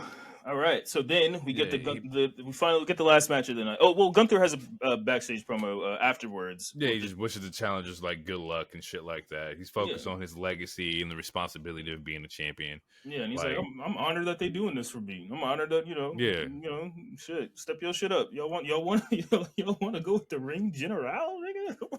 Go for it. All right. Good luck. Hit him with the Liam Neeson. Yeah, so we get the last match, the gauntlet match, long ass match, but very good, very good. Starts off with Ricochet versus JD Don't Google Me. And they have a fire ass like good. I don't know how long that was. Solid, it was like 12 minutes. It was like 12 minutes of like them wrestling. Like them boys was like throwing down, it was solid. They were fucking working. And that's why I was like, I think that would be a good trade for Daniel. Rick beats JD, then Bronson comes out. Good shit. Ricochet at that point was so tired because he went back and forth, and obviously Bronson's a bigger dude. Bronson eventually takes out Ricochet. Then that's when Sami Zayn comes out. Do you have anything to say before continue? Well, like before, like with the JD Ricochet match, like them boys was like they were going off, they were selling.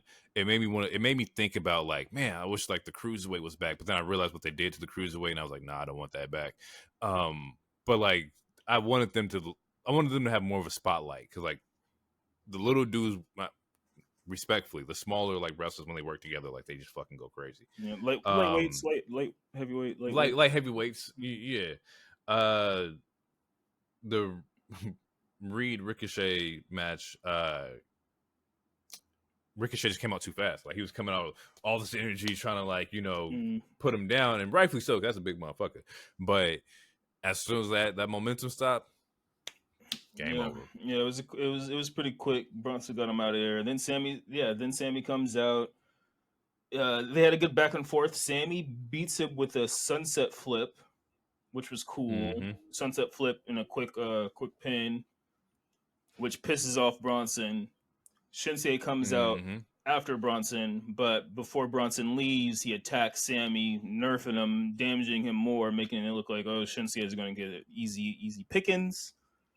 They have another banger ass match, which, like at this point, I want to see them at Mania, like 1v1. They have good chemistry. They've always have good matches. They do. They've all since NXT, like they always know how to work each other.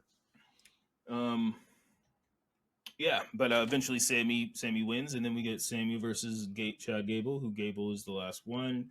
There's a lot of momentum. There's a lot of momentum for both these baby faces. They both have their reasons for wanting to face Gunther and just getting a WrestleMania spot in general. This was a banger ass match too. Man, I wrote great action. This is my match of the week. Like this part, this part here is my match of the week. Like it was Sammy fire and they were going crazy, and like there's I real quick, I wrote that was like I was like two faces, two big great action, two faces. Like it felt like some anime shit. It reminded me of like when the Yugi versus Joey match during the championship.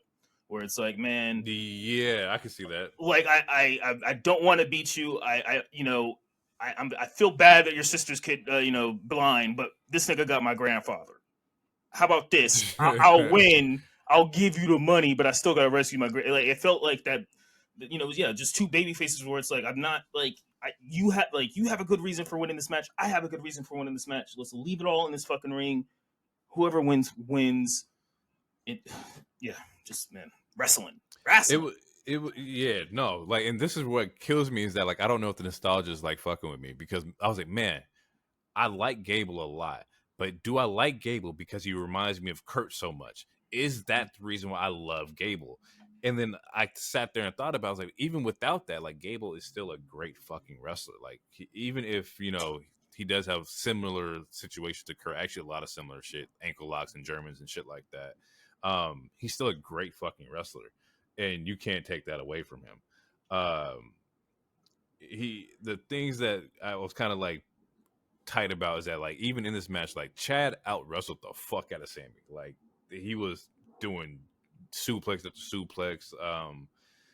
And I was like, there was one. I think I don't know if it was like a belly to belly spot, but like it was just a dope fucking spot. There was a good belly to belly that I remember. Did I write it down? There was I know which one you're talking about. There was a good ass belly to belly. There was a top rope suplex thing that Chad did to Sammy that was dope.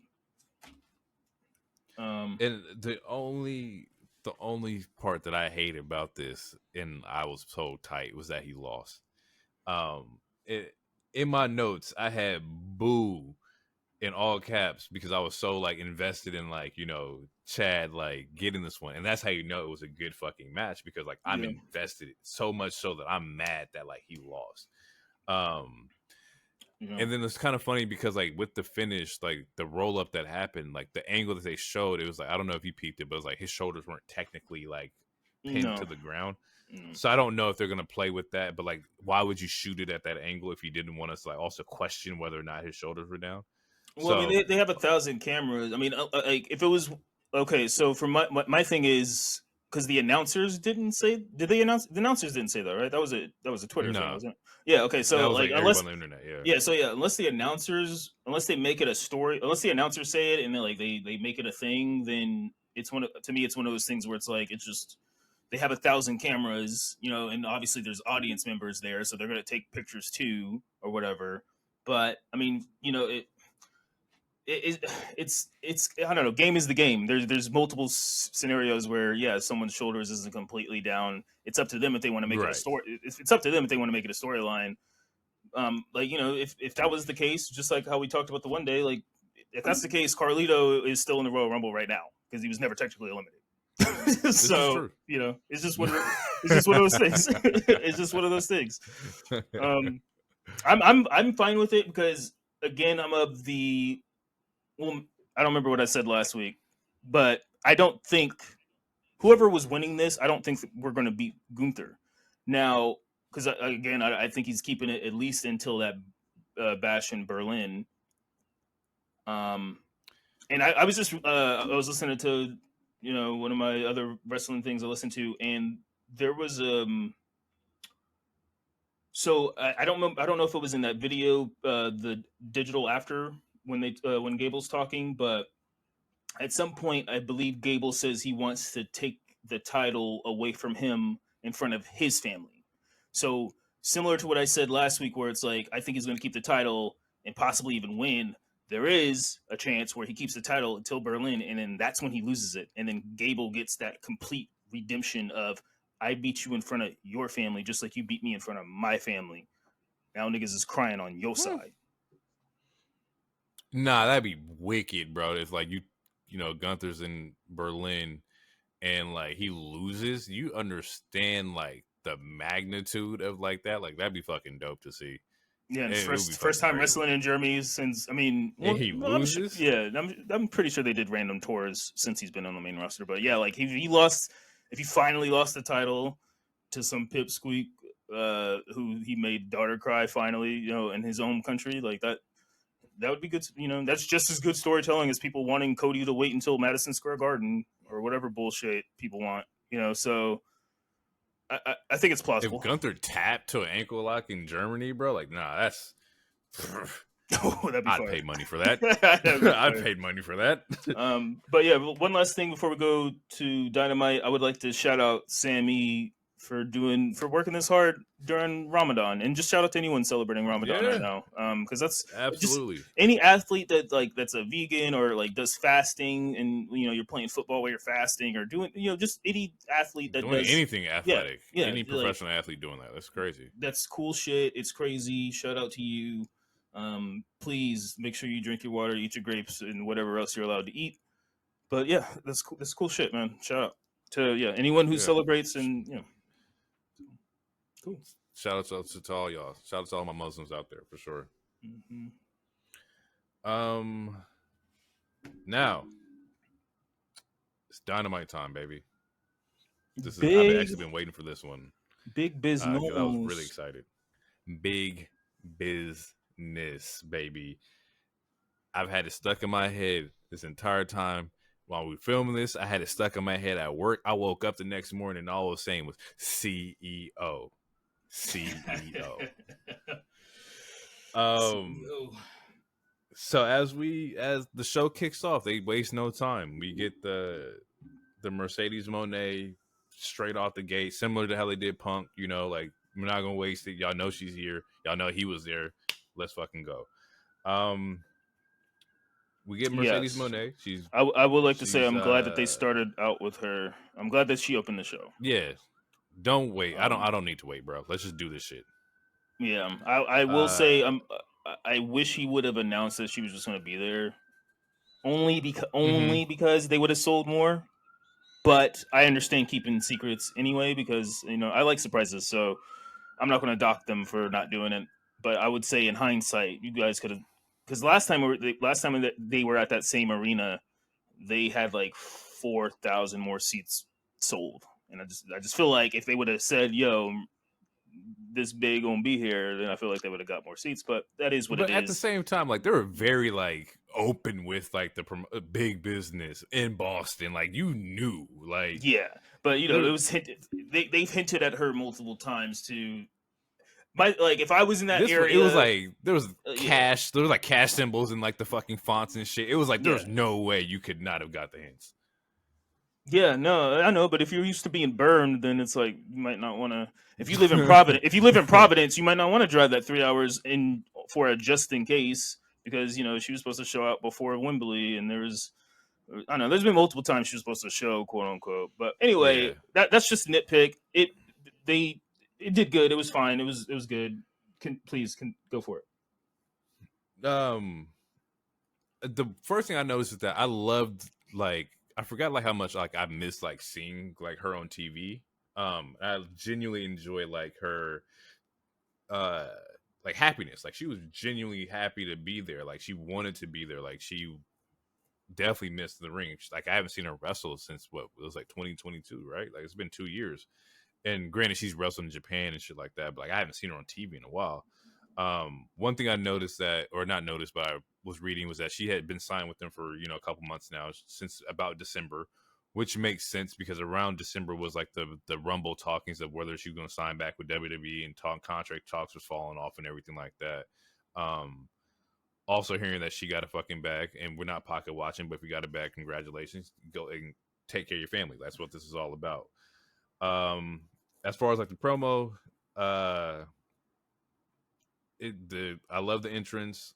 The CEO was hella like catchy, and that's what you need in a fucking song, is something that the fucking fans can chant at you. Easy. It was a smart decision, easy decision too. Because Yeah. sheeps like to be sheeps, and yeah, CEO Like, CEO, come on, man. CEO. You see, I'm just it's saying, niggas something like that to cheer for anybody stuff. can chant. Yeah, It's you can go to fucking Switzerland and do that, and everybody gonna say CEO. Like it's just something that's easy to that can be like said everywhere. it's smart. I'm not being facetious. That's smart. I did see because people was like she just doesn't need to rap on it. I'm like, bro, let people have fun, do what the fuck they want to do. I don't care. Here's the thing. I'm a producer. I've been in the studio where niggas can't rap.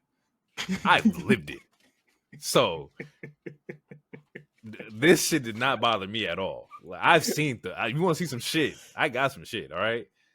So with that being said, let her have fun. I'm okay with it, bro. I only listened to like 20 seconds of it. But one of the tweets I saw, it was like this reminds me of when Riley Reid did her rap song. And I'm like, oh, I didn't even know that existed. That's kind of crazy. Oh, you didn't know? Oh man, it is so it is bad. It is bad. She says the N word a lot. Huh? Yeah, it is bad. It is bad.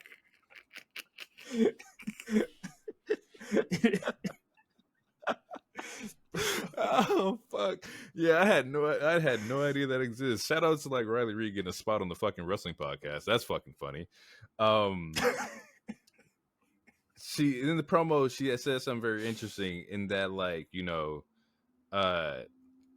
she said AEW is the only place where the revolution can be global, and at the time this is before we got the announcement of like WWE doing like the Bloodsport thing.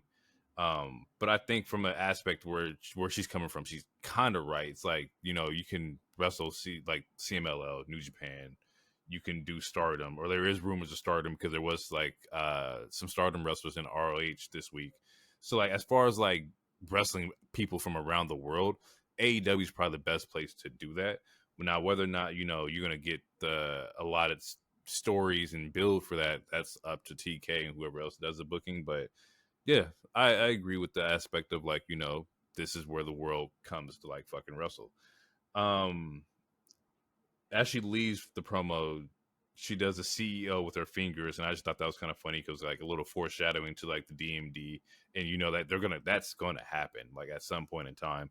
So whenever Britt gets healthy, hopefully she is healthy. Hopefully she's like in a cool mental space to come and wrestle. I would definitely love to see DMD versus CEO. Like that's fucking money. Oh yeah, I didn't think about that as far as the 3 letters. Yeah. Like that's you can hear that like the crowd chanting DMD and the CEO going back and forth in the arena. Like that's going to happen. Yeah, Uh, I would wait on that too, though. Personally, no, yeah, that's like we can pull that, in Vegas, double or nothing or some shit like that. You can sit on it if you needed to. I looked at like the last time I saw Britt too, or last time Britt was on TV, it was like in September. So Britt has been like off for a while now. And once again, like whether that's like you just need time to just chill and just reprocess shit, or if you're going through an injury, 'cause I know you did have like the back injury. Do you heal up? This shit, they gonna be here. From there, we get Adam Cole promo that's kind of like directed towards like or about Wardlow, where like he was this guy that was deceived and lied to. He's locked up by an evil man, which is who was a true devil, and is based around MJF and whatnot. Very creative, but I don't know. It didn't really do a lot for me. ass. Didn't do much for me. Didn't do much for me at all. I honestly didn't think the promo was necessary because the promo should come from the person who's challenging the champion, but that's just me. We get the next match is Joe versus Wardlow for the AEW Championship.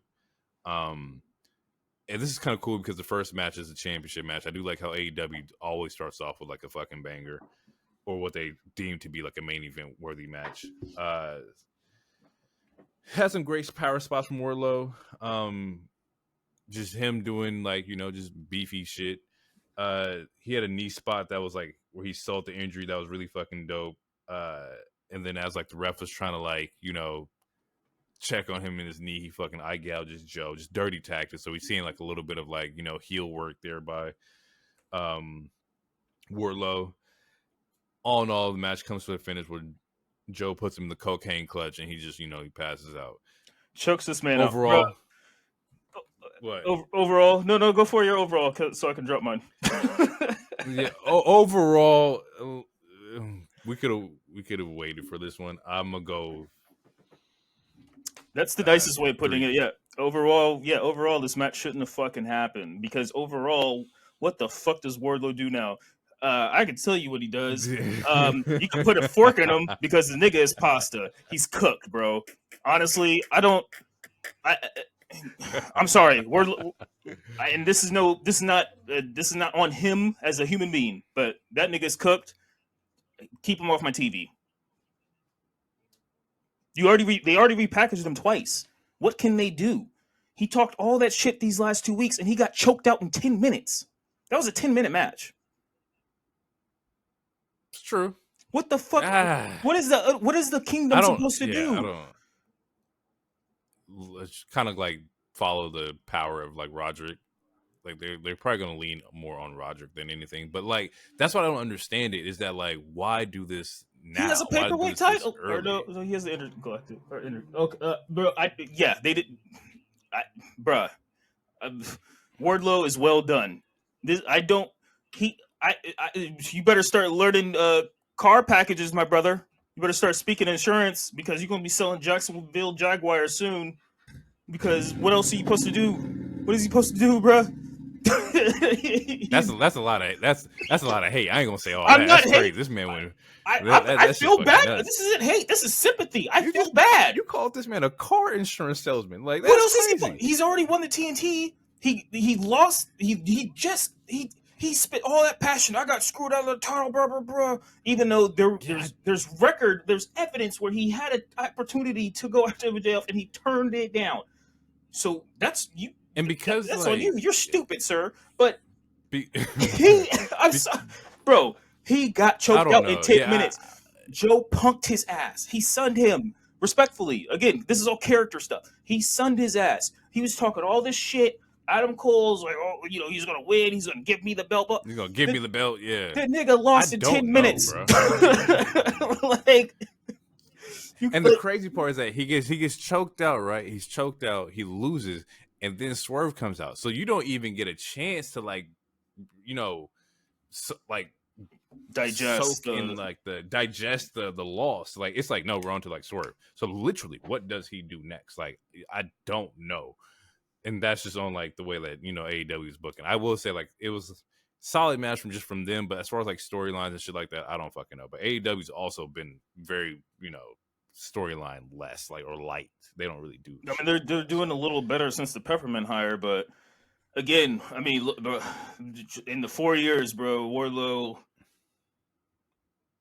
man, bro, if I'm him, I'm looking at the date of my contract and waiting, just waiting to call. But see, this is what I mean. Is that, like, I think Wardlow would fit better on the E. I think that, like, he has the physique and the push to where they'll put him on the E or whatever. Like, you put Wardlow next to, I don't know, somebody in fucking NXT and just watch what the fuck they do. Like, I want to see Wardlow versus made. Bronson. I want to see Wardlow. I mean, I don't. Man, he might have to. Wardlow doing the Powerbomb Symphony in NXT would be crazy. Because like they're gonna love that shit.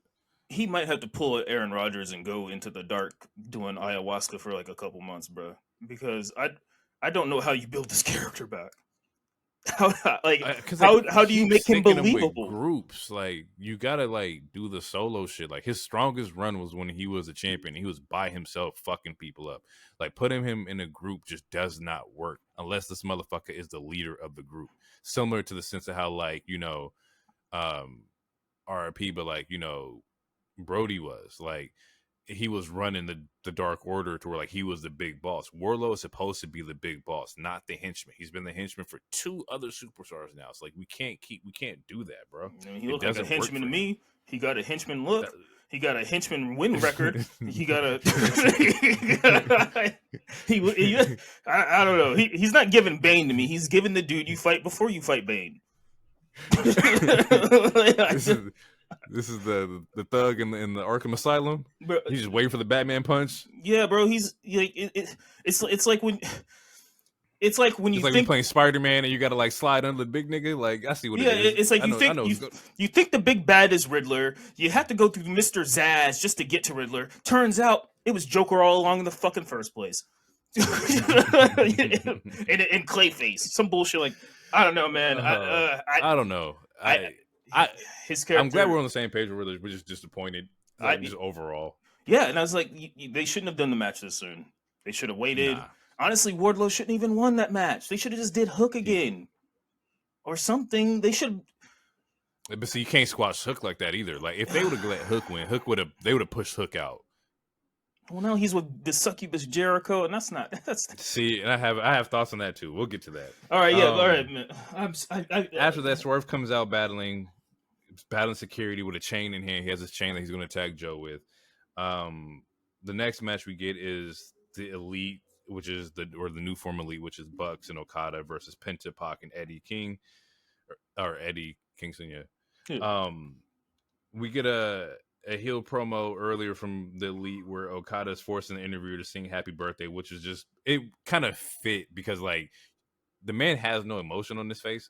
So I can't tell, like, you know, if he's being serious, he's being sarcastic, he's being like an asshole. Like, and so the promo just worked to where he's like, oh no, like, it's his birthday. Like, you know, go ahead, like, sing it to him. And you have, like, this weird, like, presence of, like, I can't tell if this man is joking or not. Very cool promo, very, like, simple promo. As far as the match goes, I think it was a very equal showing from everybody. But once they got back from the break, like the commercial break, everything went fucking crazy. And, like, Pac had some good moments. Yeah, he had some good spots. Eddie Kingston definitely got the blunt end of, like, the force here. He's getting fucked up by everybody. In particular, getting fucked up by Okada. I think Okada's finisher is called the Rainmaker, which is a clothesline, which I was like, and it's the thing is, I've never seen Okada, so I've never seen him wrestle, so I didn't know what his finisher was, and see, like, oh, the Rainmaker is a clothesline. It's like, a ripcord clothesline where you go behind the person, pause, and then I'm hitting all sorts of mics, and you flip them over and then clothesline. Yeah. So I was like, oh, that's kind of cool to see. So that was new for me to like experience that. It's definitely setting up Okada versus Eddie for the Continental, because after the match ends, the Bucks win, of course, the Elite wins, and he's holding the belt. And typically when you hold the belt, it's like, it's just showing that you want to go after that. So I wouldn't be surprised if we get the Continental the Continental Championship with Okada versus Eddie. Potentially at Dynasty in April. Also, good note about this match is that the Bucks wrestle completely different when they wrestle with Penta. Like something about their chemistry is fucking like spot on. Like maybe it is the fact that they wrestle a lot together. It's spot on because it's a spot fest. Yeah, I mean that's just AEW though. Yeah, I'm just. That's what it is. If someone took that negative, that's up to them. I'm just saying it's very indie-rific. It's just exchanging a bunch of attacks. But I'm not saying it's I bad. love that shit. Yeah. No, I get what you're saying because like that's just like it's just a spot thing that you go for spot. That's how they work. Yeah. Enjoyable, but sometimes overdone, sometimes as well. From there, we get an Ospreay promo, in particular about Bryan Danielson. So that's set up already at Dynasty as well. Ospreay versus Bryan Danielson.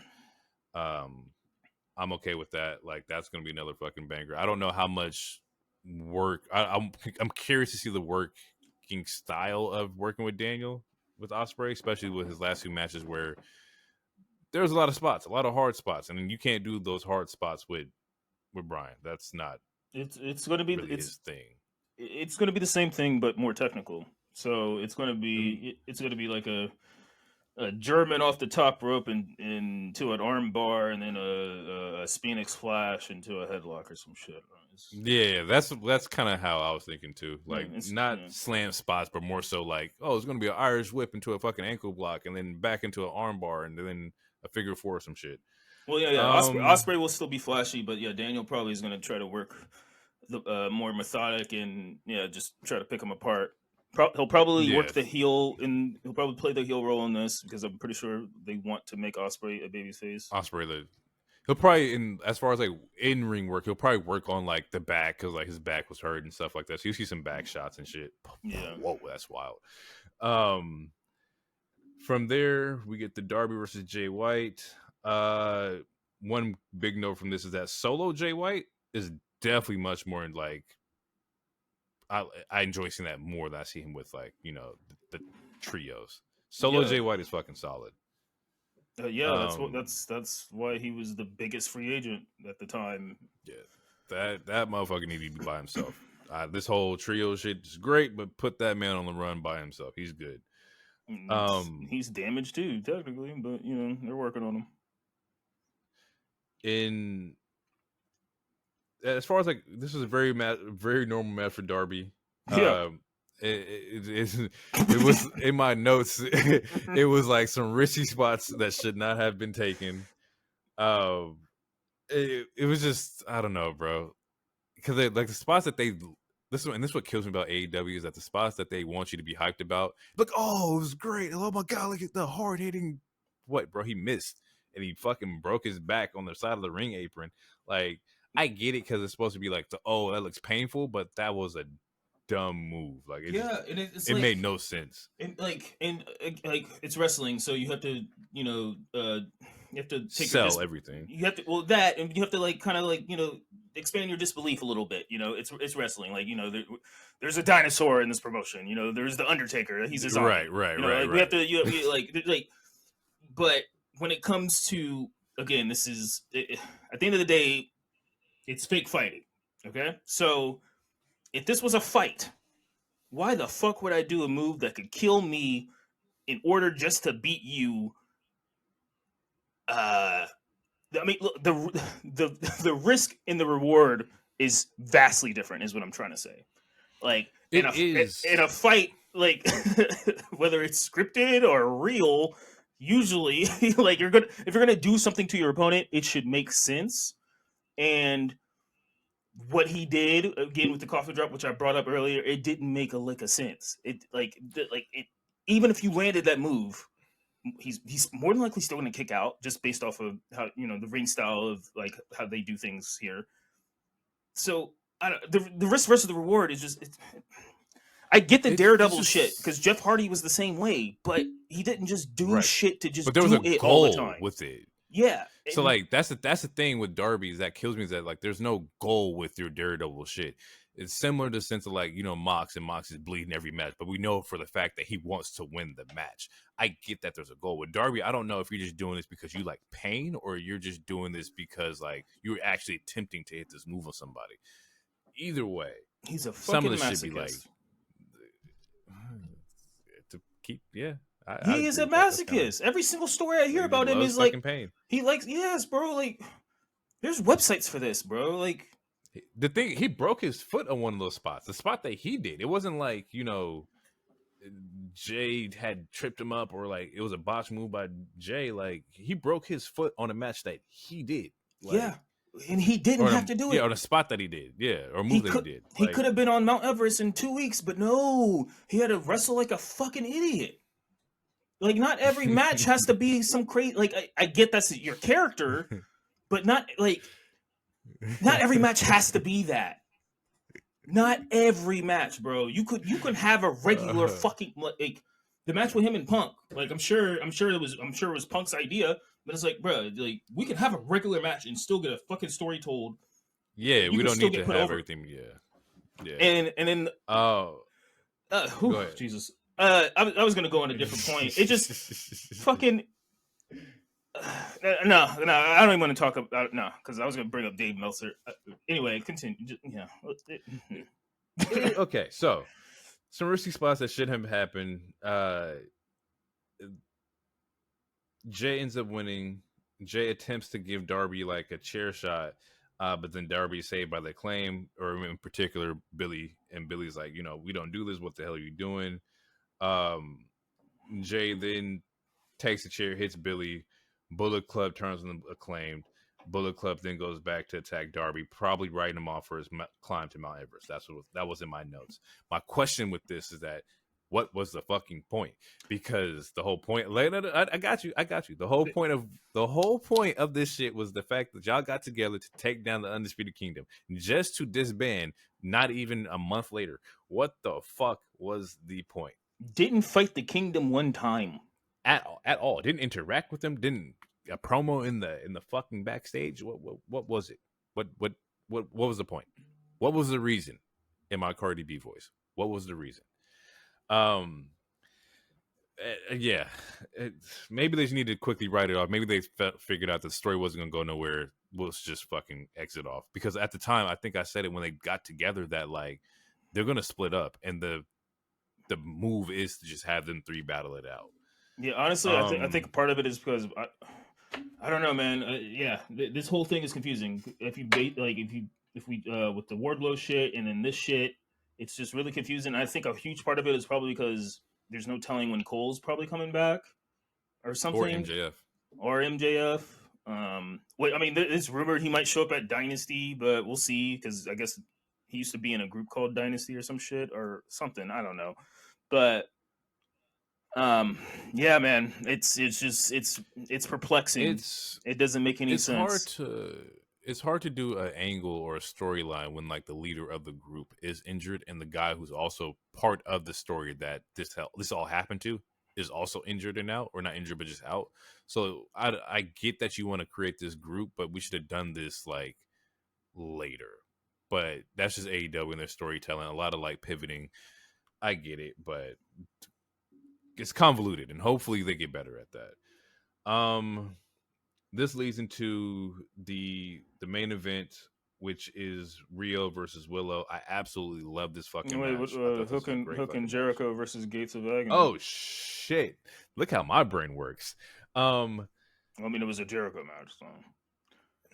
Which also, so he's the Lionheart Jericho because I talked about it. So maybe he heard me about this shit. Because he's coming out with music or different music for the characters. The pop ain't hitting though, so clearly it's not working. Just because. Hey man, just because you come out to the music that you had when you was 20 years old doesn't mean you're gonna work the same as you were when you were 20 years old. So something has to like give, You know what's funny about that is that like that's the same shit that you just described to where like, bro, it's not pop, it's not connected for somebody. It's the exact same shit that happened to Rock on Smackdown this Friday, right? Because like I saw people like, why did he change up his music? I was like, y'all motherfuckers don't know who the fuck Hollywood Rock is, and I had to realize, bro, that's fucking 20 years ago. So yes, people are like, if you're not a true diehard fan of some shit, you're not gonna know. And I definitely didn't know Jericho's music. I only know Break the Walls and Judas. That is it for me. as far as Lionheart and all the and Painmaker, I don't know none of that shit. So you just have to be in the loop for that. Anywho, Jericho versus Hook versus Gates of Agony. For this one, I like. There's a dude in Gates of Agony. I think his name is Bishop Khan, and I like him a lot. I like the ring gear. I like the image that he's trying to sell. I just don't like the fact that they're always making these motherfuckers lose, especially when they're supposed to be fucking heels. This I don't know. I'm not too sold on Hook just yet. I don't think he can talk. No, I don't think that like his promos is solid. I think they're getting away with, you know, the submission, the suplexes that he can do, which are impressive for a guy his size.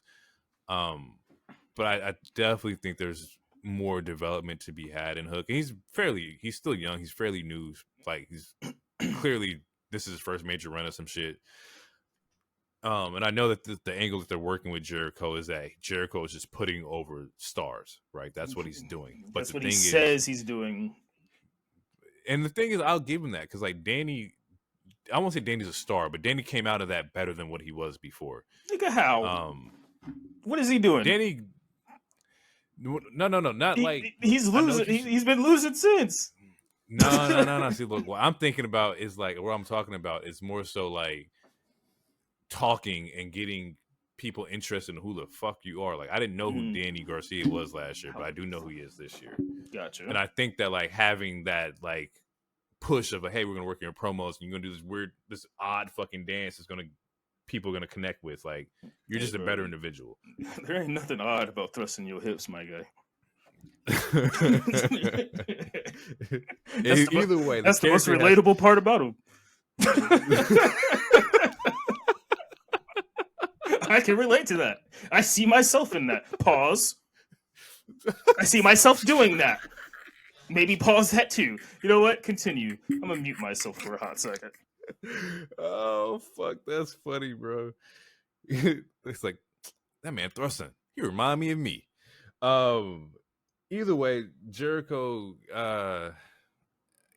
I'm one of the people where it's like, bro, just get him off the TV, just take a rest for a little bit. But I understand like his goal. He's supposed to be AEW's Miz. He's supposed to be putting people over. That's what he's doing right now, and he's doing it in all variations of his characters, which I don't like. But it's all right. It's whatever. It's not everything's meant for me to like. Not everything's meant for me to understand. I'm okay with that. I need Cook to have more intensity when he does his moves. Like when he does like the Red Room, I need to like see like some kind of strain or just something more. They had a spot where they did like the Red Rum and the walls at the same time. Yeah, and Khan, and the dude it was Khan. Yeah, but the thing is like that's like a finisher kind of situation to where you're supposed to tap out to that. Like they just let it go, or he got hit and he let it go. When once again, I'm not a wrestler, so I don't know how this shit's all planned out or how like the fucking matches are supposed to go or the spots in matches are supposed to go. But I just thought it'd be better as a finisher. Well, it sets up Jericho. Is that not how they won? Didn't he tap to both? Like because they both had him in the submission finisher in their submission finisher. I swear I thought I saw it early in the match and he got hit and like he had broke out of it, or Khan had broke out of it. It's one of my last notes before the backstage interview. Maybe that's how it did go. Maybe I'm wrong. I have no idea. My bad. I don't remember fully. Hook got the win somehow. He got. I don't know. Let me see. He got the win. Like he definitely got the win. Their team is called Lion Hook. Oh my god. Yeah, we're not. And also, I hate that shit too. Not everything needs to be. We're not a stable, bro. If we just team them one time, we're not a stable. This is Chris Jericho and this is Hook. We're not like Jericho, Jericho, Awesome Truth. I understand it, but you can't get Jericho a name. Appreciation Society. It's like stop. You can't name us in 2 matches, bro, and then want to fight me the week after. Come on, yeah, now. like you can't name the group in 2 weeks and then want to fight me in the 3rd week. Come on, man. Hopefully, like maybe this is just an off match that I didn't like. I typically like other Hook shit, so hopefully next week when it's just a 1-on-1, he gets back. He's more back in his bag. It was just very interesting tag match. Now we get into the main event, which I already said before: Rio versus Willow. Love this match. I in my notes I was like, I could use the extra 5 to 10 minutes of this match. There were some good spots in there. Willow's really good at selling because there's a lot of moments where it's like, there's no way that she's supposed to be doing this, but Willow is, of course, leading the dance on like some of these German spots, and like there was another like belly to belly spot in here as well that was kind of crazy. Overall, dope match. Was going to be my match of the week, but I went back and watched the Sami and Chad after this to kind of see how I felt about it, and I just leaned more with that. I think Sami and Chad, or Sami and Gable had to have that one for sure.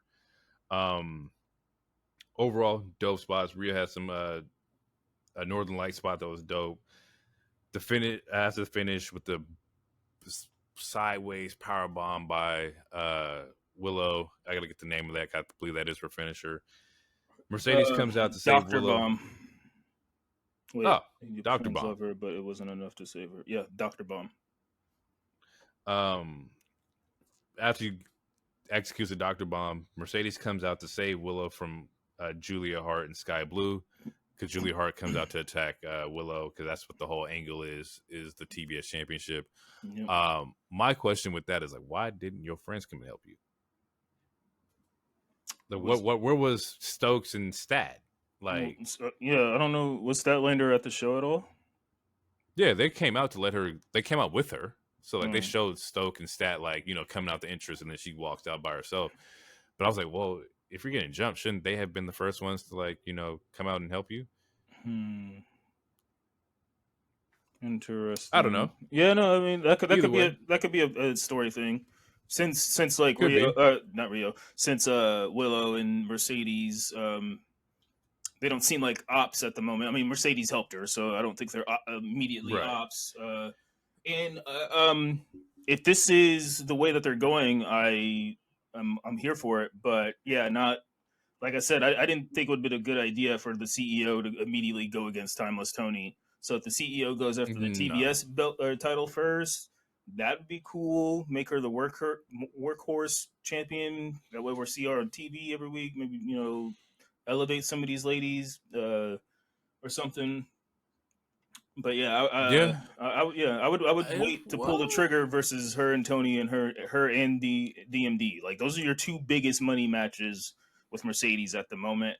I would hold them off for a while, but Tony likes to do the dream match immediately. So we'll see, but yeah, we'll see. But if she goes for the TBS start, I think that's a good start. We don't got to put her. You got to put her to the main title immediately. But if she's in a title picture and she's on the weekly show, putting people over, I mean, not putting them over in the sense of losing, but putting them over in the sense of making them look good by beating her a little bit. Yeah, I think it's a good look, and and that way she doesn't have that pressure of. I don't know. I think it's a good look if they go that route, but we'll see. It's still early.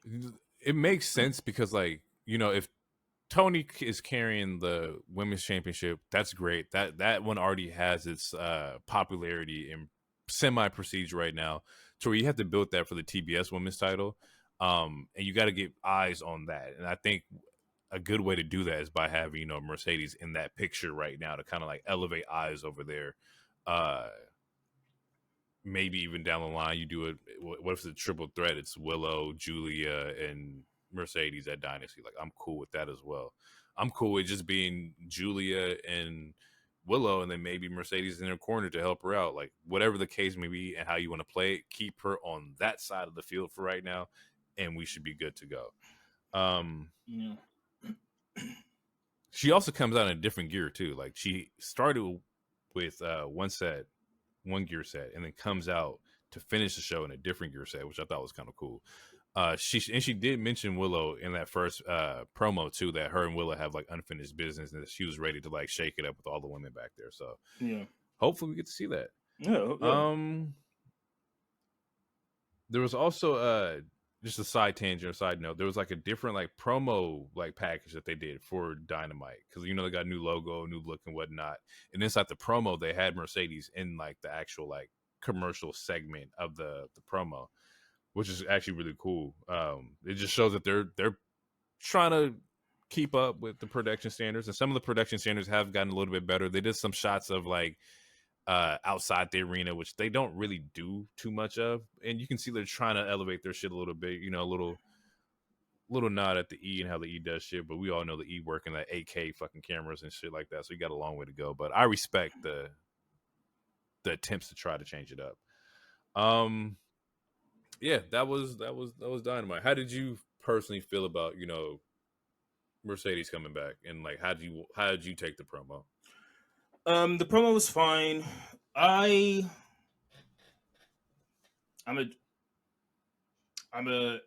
going to try to hold as much judgment as I can. I am going to give these niggas they have 6 months for me to see a change in the women's division. And I don't think and I think Mercedes is a catalyst for that, and then once DMD comes back, that should help. But they get 6 months, and if I don't see some change in this division, because even tonight was still, there's this is like their 4th time ever having 2 women matches on the show. It's just random shit like that. And I think it was their first time having like a women's main event match, which I respect. But third, I want to say third. I want to say third because they had one this year, and then for sure, Britt and Thunder was their very first one. They had one. I want to say main event of that match. I think that cage match that they had. I think so. Oh yeah. Okay. Either way, this is like their 3rd or 4th women's main event ever, and so that's one per year essentially. If you just do that quick math. But anyway, I'm saying, look, I'm gonna try to hold any judgment. I'm not gonna try to talk any shit. I just want to see a difference, and I know Rome wasn't built in a day. That's why I'm giving them 6 months for me to see a difference in this women's division, as far as whether it's in-ring promos or whether it's just more matches or whether it's just more time in said matches or just something the same argument I have for WWE's women's tag division is the same argument I have for AEW's women's division as a whole, and I just need to see some consistency, and I'm gonna let them. I'm gonna give them 6 months in time to do that, and honestly, I feel like that's gracious. But as far as the promo went, it was fine. It was I feel like it's a typical. I'm home, and she was in Boston. Hey, I'm back in the business. She got a little teary eyed for a little bit, so you could tell that she wants to wrestle. She obviously loves wrestling. If you know anything about her, you know that she loves it for what it is, and yeah. And seeing her twice in the same night, she opened and closed the show. That's good. Yeah. We'll see where it goes. Yeah, I'm just glad she chose the job. Fair. 6 months. Fair. 6 months puts them in September, which puts us like right after All In, and I think that's a good like marker to be like, okay, by this time we should have something different. I don't know what I'm looking for as far as like growth and whatnot. I just want to see more women in the picture, storylines, that kind of shit. I think All In's a good indicator of that. And if the booking from the past 3 weeks have shown that they're trying, we're going in the right direction. I'll be some hiccups here and there, but the last 3 weeks haven't been as unbearable. They're not unbearable. They haven't been as bad. It hasn't been all wrestly. It's been like some good like storylines and shit like that. That they're trying. And they need and then last thing they need to bring fucking not Ember Moon. What's her fucking? They need to bring Athena. Taya Valkyrie. They need to take them out of ROH prison because they're some of the better women. Like most of their better women talent are on ROH, which no one fucking watches. Like Athena should be on TV. Hey! I was watching ROH this morning. Right, but okay, well, you're part of the 1,000. That's good, but like Athena is one of their best wrestlers. She should be on TV. I agree.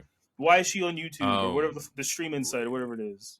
You know, what's also funny about that is that like because Ty was in the RH episode that I watched. Athena was doing a promo, and then in the Athena promo, Sheeta pops out. So Sheeta faces Athena on Supercard on April 5th, which is right before or the Friday before Mania and shit. So it's like those three women are down in ROH, and they should be on your main roster. And we can swap. We can do like three women from there that should be, on the roster. And take three women that should be on ROH. And that's having a show on Friday, the go home show on SmackDown. That's not going to do good numbers. I don't think it's smart. Nah, that's more. I mean, I don't know if it's going up the same exact time, but I wouldn't say it's the smartest idea. But then again, it's WrestleMania weekend. Everyone's wrestling, like every promotion. That's what I'm saying. Yeah, which is why I want to go to a Mania, like not go to a Mania per se, but I want to be in the same city as a Mania because so much shit goes on. Like it brings. And that's so many different things. That's what I think they're doing is that like they know the audience is going to be there. Because it's GCW on the Thursday, and you got ROH on Friday, which I think ROH was based in Philadelphia, so that's why they're doing it then. But it also makes sense business wise. Yeah. And then you got Smackdown there, and then you got fucking Mania there on Saturday or Sunday. It's just all out wrestling. Mm-hmm. So no matter what show, let's say hypothetically, and then Wale Mania, we couldn't get fucking WrestleMania, Wale Mania. If we couldn't get WrestleMania tickets, it's like, oh well, we can go see the ROH show, we can go see the GCW show. You're going to have a whole bunch of people who don't want to see, like, WWE. You're going to have those weird fans who are going to try to spite one another and, like, not go to, like, each other's shows and shit. Just weird shit. But all in all, they know the money's there in Philly that weekend. Makes sense. What I did not know, and I saw this when Mercedes popped up, she has a crazy following. Like, her fan base is, like, loyal, diehard, fucking, like... almost punk like she has a crazy fucking following. Honestly, I would say it's stronger than Punk's. That's what I'm saying. Like, I didn't want to say it. It's crazy. No, her stands. It's Minaj level. It's yes. Like they will dox you. Swifty level. Like they will dox you. Like they like her stands are so. And that's another thing. That's another reason why I'm giving it 6 months, because if Mercedes if she's the same Mercedes that walked out on WWE 2 years ago, or walked out on WWE 2 years before that, or walked out a year before that, what you saying? She could do it again? What you saying? Absolutely. Tony Khan, fucking. We didn't talk about the Miro thing, but Miro and Lana broke up. Miro moved. He moved back to Bulgaria. He'll show up to work when he fucking wants to. He gives Okada and Ospreay the here nigga damn show up when you need to package. If Mercedes is upset, there's no reason. There's no. I'm not saying she will do it, but I'm just saying who's to say that she's not going to pull a Punk, or she's not going to pull exactly what she did the SummerSlam when she's supposed to fight Bianca, or fucking literally just when her and Naomi walked out. Like when she I can't wait to see how her stands react when she takes her first like 2 losses. That's what I wanted, because if Tony thinks that those random WWE bots with 30 numbers in their thing is crazy, wait till you get her stands in your fucking mentions. It's not good. It's scary shit. It's crazy because like I saw that it was the reason why I say that is that I saw her pop up and I was like, man, the buzz is really high for some reason. I'm seeing a lot of fucking accounts talk about this shit, and one of them was like, Tony better not play with Mercedes. We're not gonna play that shit. And I'm like, wait, who the fuck is? I ain't never seen you talk about. And then you check the account, it's like Mercedes Mone, Sasha Stan, like she's the one. Like I'm like, yo, this is frightening. They're just as bad as the Barbs, bro. Like I mean, just as bad as the Barbs. When I mean bad, I mean dangerous. People do not dox me. Yeah. No. We love her over here. Hey, I'm a fan. Yes. Yeah. So hopefully, like they're gonna figure some shit out. The booking's gonna be good. The flexibility in the home life is also kind of cool, and I think that's what's gonna keep people coming to work is that you're able to go home and see your family, shit like that. Yeah. But yeah, that was AEW. Shout out to Mercedes Mone for getting her debut. Cannot wait to see more of that. Right now, we're gonna jump into a quick audio break, and then we get back from the audio break. We're gonna drop some more gospel on you. Oh If you man. smell what we're cooking. All right, we'll be right back, people. Yes, boy. My mentality when I do start to be like, damn, this is a lot. You know what I'm saying? It's just like, you know, that's what it's supposed to feel like.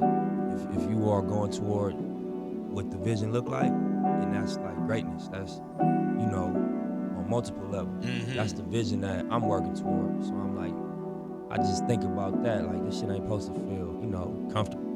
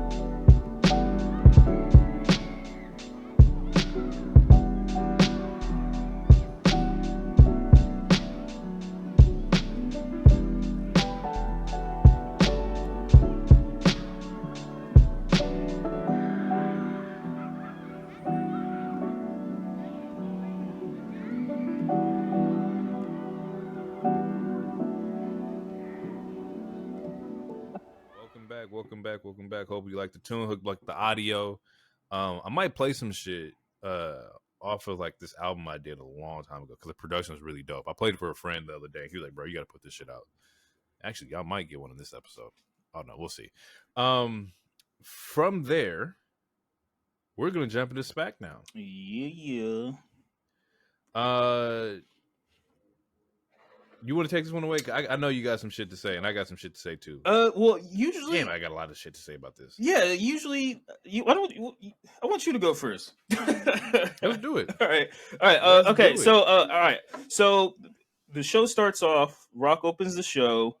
We get the Hollywood Rock theme back, which is cool. I love it. Not necessary, but cool. Not hating on it. Just wasn't necessary. We already. It's cooking. It's just love it. Oh my goosebumps. I would say it's cool because the last 3 weeks has been something new. Last week we got the whole Black Adam lightning shit. The week before that, the eyes of the bull were red for the first time, and now we get the Hollywood Rock theme back, which is cool. Rock comes out. It's been hinted we were getting a Rock concert. Okay, all right. So before the concert, again, Rock drops a promo the day of early. This one, thank God, was less than 10 minutes. Didn't watch it. I saw it, did not watch it. You know, and the title should have been "Off is a button you could press" because it wasn't that good. I'm okay. I was being a little facetious. It was fine. Okay. It was fine. The thing about these promos, which, you know, it might go over some people's head or not. He repeats a lot of the shit that he says on the show that he says in these promos, and a reason for that is because obviously time, and also he gets to cuss more. So it's like if you watch the show, he hits a lot of the talking points in just even the last 3 weeks. A lot of the talking points he hits were in the previous promos that he released. This one was better. He says all the same stuff about the belt and giving it to his mom. So for the first, like, because you know how I hate how he smacks his fucking arms about the goosebumps and the shit, the mana, the chills. It's the mana. He actually put the camera close on his arm, and he legitimately had goosebumps. I'm trying to tell you, I've been telling you this shit for like 8 episodes now. Like, yes, bro, it's goosebumps, bro. Am I the only person concerned about this? Why is talking to a camera in a room by yourself giving you goosebumps? It's just chills. Like, it's like you ain't never like walked into a place where like, damn, bro, I got goosebumps from like how exciting, how live this shit is. I've had it happen. In a room by yourself, yelling at the camera? Nah. Look, medical. When you passionate, you just getting. I don't know. Never in a room by myself. But when he comes out, that makes more sense. I ain't never had goosebumps just like by myself in front of the mirror. That's kind of crazy. Yeah, I don't know, man. To me, it's concerning.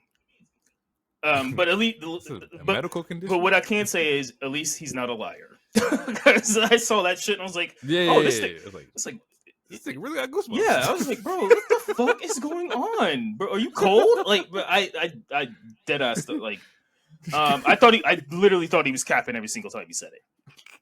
I thought it was just a thing he said. Nah.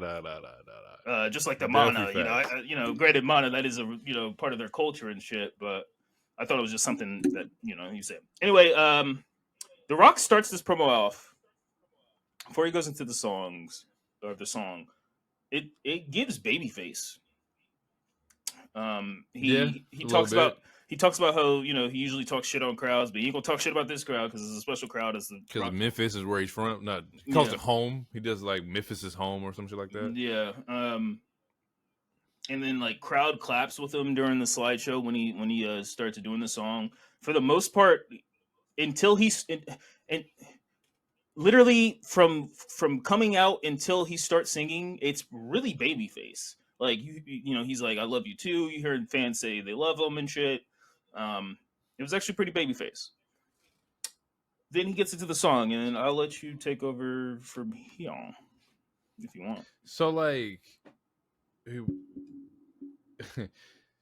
when oh fuck, there's a lot of shit in here.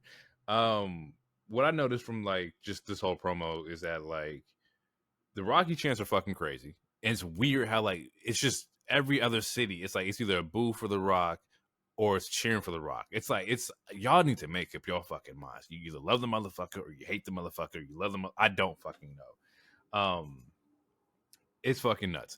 Second, the nostalgia hit me. Last week we talked about the nostalgia and how it was ruined shit. This one got me with the fucking Hollywood The Rock thing. I fell victim to it. It got me. Inside the promo. Wait, real quick. Speaking of nostalgia, real quick, I had a DiGiorno this week watching SmackDown because I wanted to restore the feeling because I knew there was going to be a Rock concert. So I was like, let me go back to my roots because when I was a kid, every Thursday for SmackDown, I had my parents give me a DiGiorno. Me and my brother were watching SmackDown. Do not talk to us. Don't nothing. Not until 10 p.m. when it's time for me to go to bed. My homework is already done. Leave me the fuck alone. We're watching wrestling. I'm eating pizza.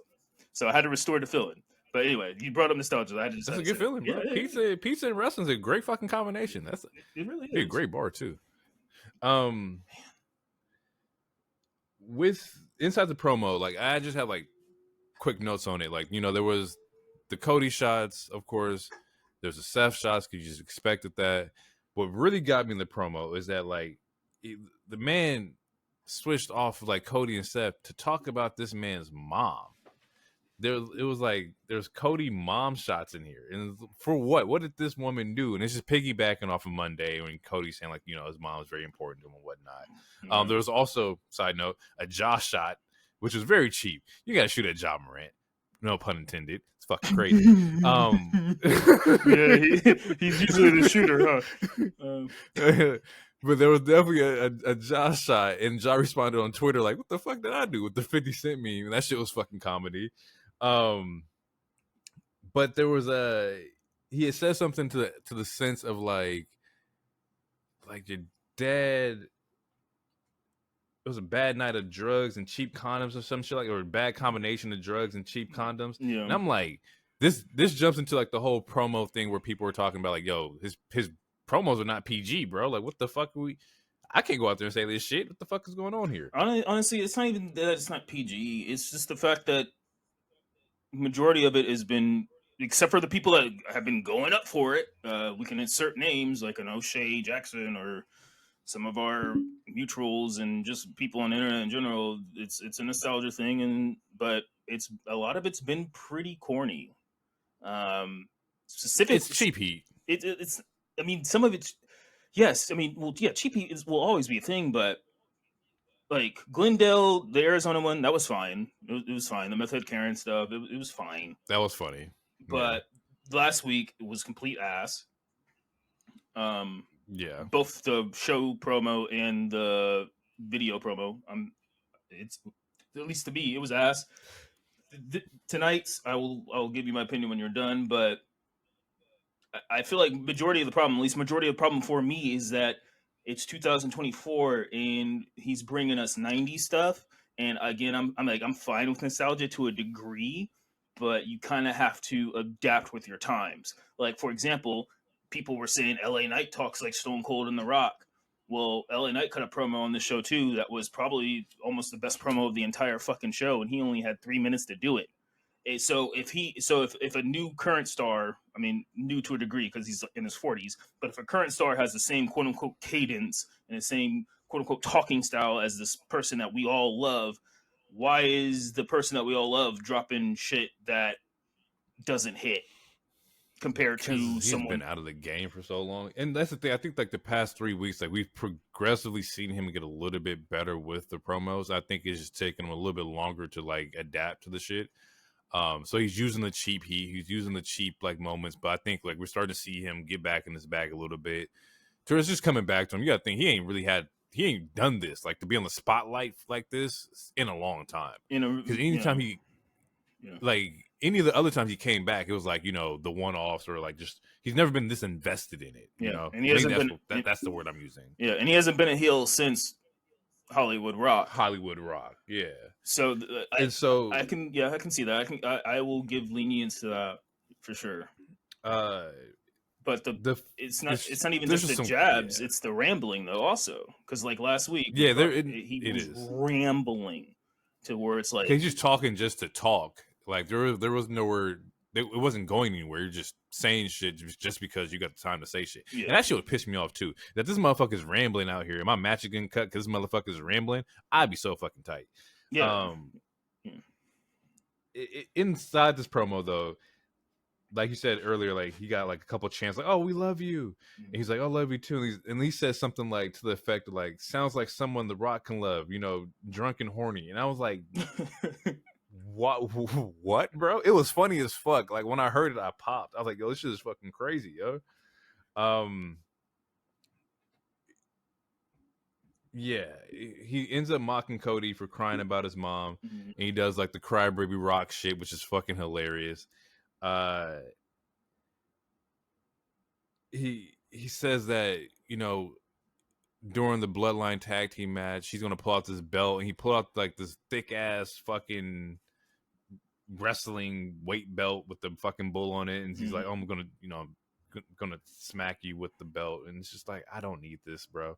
At this point, I started to lose a little bit of interest, but like he goes on to say he's gonna use the belt and whisper in like his mom's ear or some shit like that. Like it's yeah, I don't know. I don't know, bro. Okay, so look, my thoughts are the song was fine. Okay, like before I watched the show, I was ready to hate this entire fucking segment based off of what I've been experiencing the last couple weeks. And I'm like, oh, this shit is probably going to be ass. I can't wait to hear this corny bullshit. The song actually, I was sports entertained. The song was fine to me. The Seth jabs, they're still corny as shit to me. For about 5 years now, people have been talking about how he's not as popular as his wife or whatever, or she's the real man, or you wear her clothes. Yeah, like that's again, same 3 insults. Y'all niggas got to come up with something different, bro. Like, didn't Roman say that same shit too? Yeah, he called him a crossdresser, and then at the Las Vegas things, oh, you wearing your wife's clothes? You're wearing your wife's clothes. It's like, you know, nobody has any good digs on Seth, which is fucking crazy. It's wild because it's been the same fucking like 3 to 4 digs the last 5 years. Ever since him and Becky became a thing, it's like, oh, you're not the man, she's the man. Okay, ooh, you got me. Oh, you wear her clothes. Hey, well, yeah, I got that shit on, but okay. You know, it's like there's like you gotta like there's no like what like anyway. There's no real thing to say to him to get heat. Like if like talk about the nigga's daughter or something. Like granted, like that's also cheap heat, but at least it's something. At least it's new. Like at least no like you know like I don't know. Anyway, Seth ain't had a good like one-on-one promo with somebody since they did that Riddle shit. You want to talk? I'm being honest. You want to talk about my family? Let's talk about your family. Oh wait, your family. You don't got one. Anytime that's on my timeline, I instantly RT it and favor it again. But so I would say that this is The Rock's better promo. It's my favorite promo since he's been back. The concert helped it out a lot. Honestly, it was after the concert. I could have done without the concert. It was after the concert because he felt serious. And I was trying to explain this to DT. He's like, well, he's been serious. It was like, this was a different kind of serious compared to the Glendale promo, or compared to even the fucking bullshit PowerPoint. Like, this felt serious, and it felt serious enough to the point where, like I said earlier, like, I don't even want Roman Cody anymore. I want Rock and Cody at this point, because that's how, like, besides the fact that he's talking about his mom and his dog and shit, like, this one, it just, I don't know, there was something about the I don't know if it was the way he was looking at the camera, I don't know what it was, but there was, like, I don't know, he felt more serious, and I'm like, this is the Rock I want. And also, it wasn't even just that, it's just, there was no filler in this promo. It was still the promo. That's true. It was on topic. It was on topic. The promo as a whole was still like 23 minutes, but it was on topic. He was not rambling to the point where he's losing the fucking plot, and then you have to have a cameraman be like, "Yo, time is ticking." Like, he did the funny part, and then he was like, "All right, let's get the brass tacks." And then he was saying some good shit. Like, it was actually good. It was pretty much everything he said in the video earlier that day.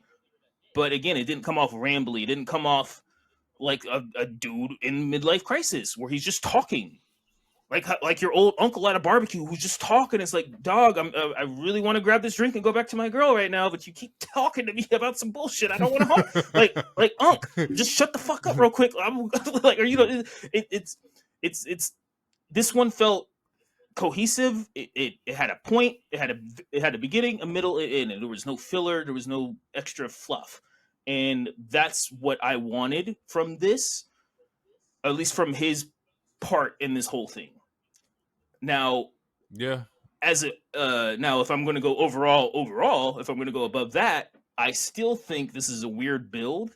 It's still my least favorite build as far as what's going on this particular Mania. I think the Damage Control Bailey shit is fire. I think the Jimmy and Jay is fire. I think Becky Rhea is fire.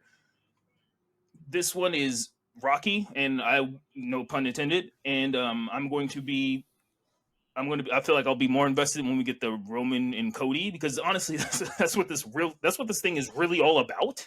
But it feels like fucking fifth place now, and it doesn't feel as important. I'm gonna be the heel this time. Okay. It's like, I don't give a fuck about this shit. Like, I'm just so disinterested in, like, this story. Like, because like you said, it's supposed to be, I'm ready for Cody Roman. That's what I'm supposed to be getting pumped for. Like, the promo that they're doing is so one-sided to just the tag team aspect, or like the day one bloodline whatever tag team, that night two, it doesn't have any, like, weight to me, unless they're planning to do something fucking spectacular night one to get me fucking hyped about it. I have no stock in this, like, promo, bro. Like, this whole thing is just weird to me. It's just odd. It's odd that, like, you know, they don't really meet face to face. Your champions are not meeting, or your challenger champion hasn't met face to face yet, not solo.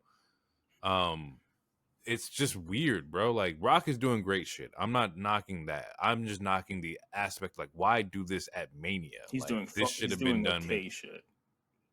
Yeah, he's carrying the show. He's getting people to watch. He's getting people to retweet and shit like that. You're doing the job that you're supposed to. But as far as, like, when it comes to, like, wrestling and, like, the Mania moment and Mania season, I'm not too excited for the main event of both shows. And I think it's trash. Like you said, the Bailey, Damage Control shit is a little bit better than this. Fucking Becky and Rhea is fucking better than this. Jimmy, brother versus brother, is fucking better than this. Why does this tag team get to be the main event of night one? Like, what? Because it's The Rock and Seth and Cody and Rome. Like, because it's The Rock. That's dog shit, bro. Anytime you have a question or a critique, the only answer all these fans can give us is it's because of The Rock. It's The Rock. So it's like it's just weird. You can't be like, as an audience member, as a fan of this great sport, you can't have any critiques or anything. It's just like when you have a critique of AEW, then people like shit on you. It's like, oh, you're not a real wrestling fan. It's like, okay, I have a critique on this rock shit, and it's I'm a hater or blah blah blah. And it's like, dude, I'm sorry. I'm 33 now, and I don't live in the 90s anymore, and this is not hitting. It's not. It's not to knock away. Like I said, like the promos are good. They're funny. They're okay. They're doing their job. The add on of like the Moana "You're Welcome" in this promo this week was fucking funny. That was cool. That was like, oh, that was cool. But like, I just, this feels more like and no knock to anything or anybody, but it feels more like a UFC spectacle. Like, we're gonna talk about the fight more than we're gonna, like, you know, interact with each other. It's kind of like how boxers do it or whatever. Like, they'll sit there and throw shots 3 months, 2 months, 1 month before like they fucking fight, and then we get the fight. But the thing about boxing and UFC fighters is that we know what the fuck these motherfuckers are about based off of like previous fucking shit. Like, it doesn't work that way with the world of professional wrestling. It's not the same. Like, the media doesn't translate the same. No, yeah, it doesn't. It's just a weird build, man, and I don't want to dislike. I don't want to come off as disliking everything. And when The Rock was first introduced, my whole thing was, are we going to see him consistently? Like, how are they going to build a story? We're seeing him consistently, and I'm not liking the shit I'm seeing. And it's like you can't even say that without being attacked, because like you're just soft. You wouldn't have lasted in the Attitude Era. And it's like, dude, I grew up in the fucking Attitude Era. Some of this shit doesn't hit. It's just, I'm sorry. You gotta adapt with the fucking time, bro. Like, and we talk about it all the time. We keep mentioning it. It's just like, well, I keep mentioning it. It's like, bro, day one, January 1st, it changed everything. You got The Rock, but we did not wait until the story for Mania was determined. And I guess, like, because like you couldn't have predicted the Punk injury, so that threw away like Seth's story for sure. When you had to pivot to like Drew and shit like that. But like, we wanted Rock versus Roman prior to Cody winning the Rumble. And if that was the case, you know, we shouldn't have had Cody win the Rumble. But at the same time, Punk got injured in the Rumble, so a lot of shit changed on the night of Rumble, and that's why everything feels just so out of place. And they're doing the best that they can, but I think that like this whole bloodline running both nights of Mania just does not sit well with me. Yeah, I understand why they're doing it, and you know, again, if you ask the question why, the only answer you're gonna get is it's The Rock. But if I may raise my orthodox feminist flag, like one of the winner of the Royal Rumble should have a main event. It's supposed to have the main event, yes. And it's the second year that it's not doing it based off of storyline implications. Now, last year's storyline implications to me were better and more understandable to why you would, push the women's main event to the side. This one is not justified to me, and I'm sorry, you're just saying it's The Rock is not good enough to me. I'm glad that Seth is finally like, getting. Deserves her moment, bro. Yeah, she deserves to have the main event. That's absolutely what you get for winning the Rumble. Absolutely, Bayley deserves a fucking lot. She's barely on the posters and shit, and she's one of the best women wrestlers on this fucking planet. And I will die on that fucking hill. Yes, bro. And this is coming from someone who didn't not getting like her. respected. That's what I mean. Like, I don't like. Once again, I'll be the heel. I don't like the storyline with the Damage Control. I understand, like, that's what it is. That's the group you came from. I get that. But, like, there has to be a showing of champion versus challenger.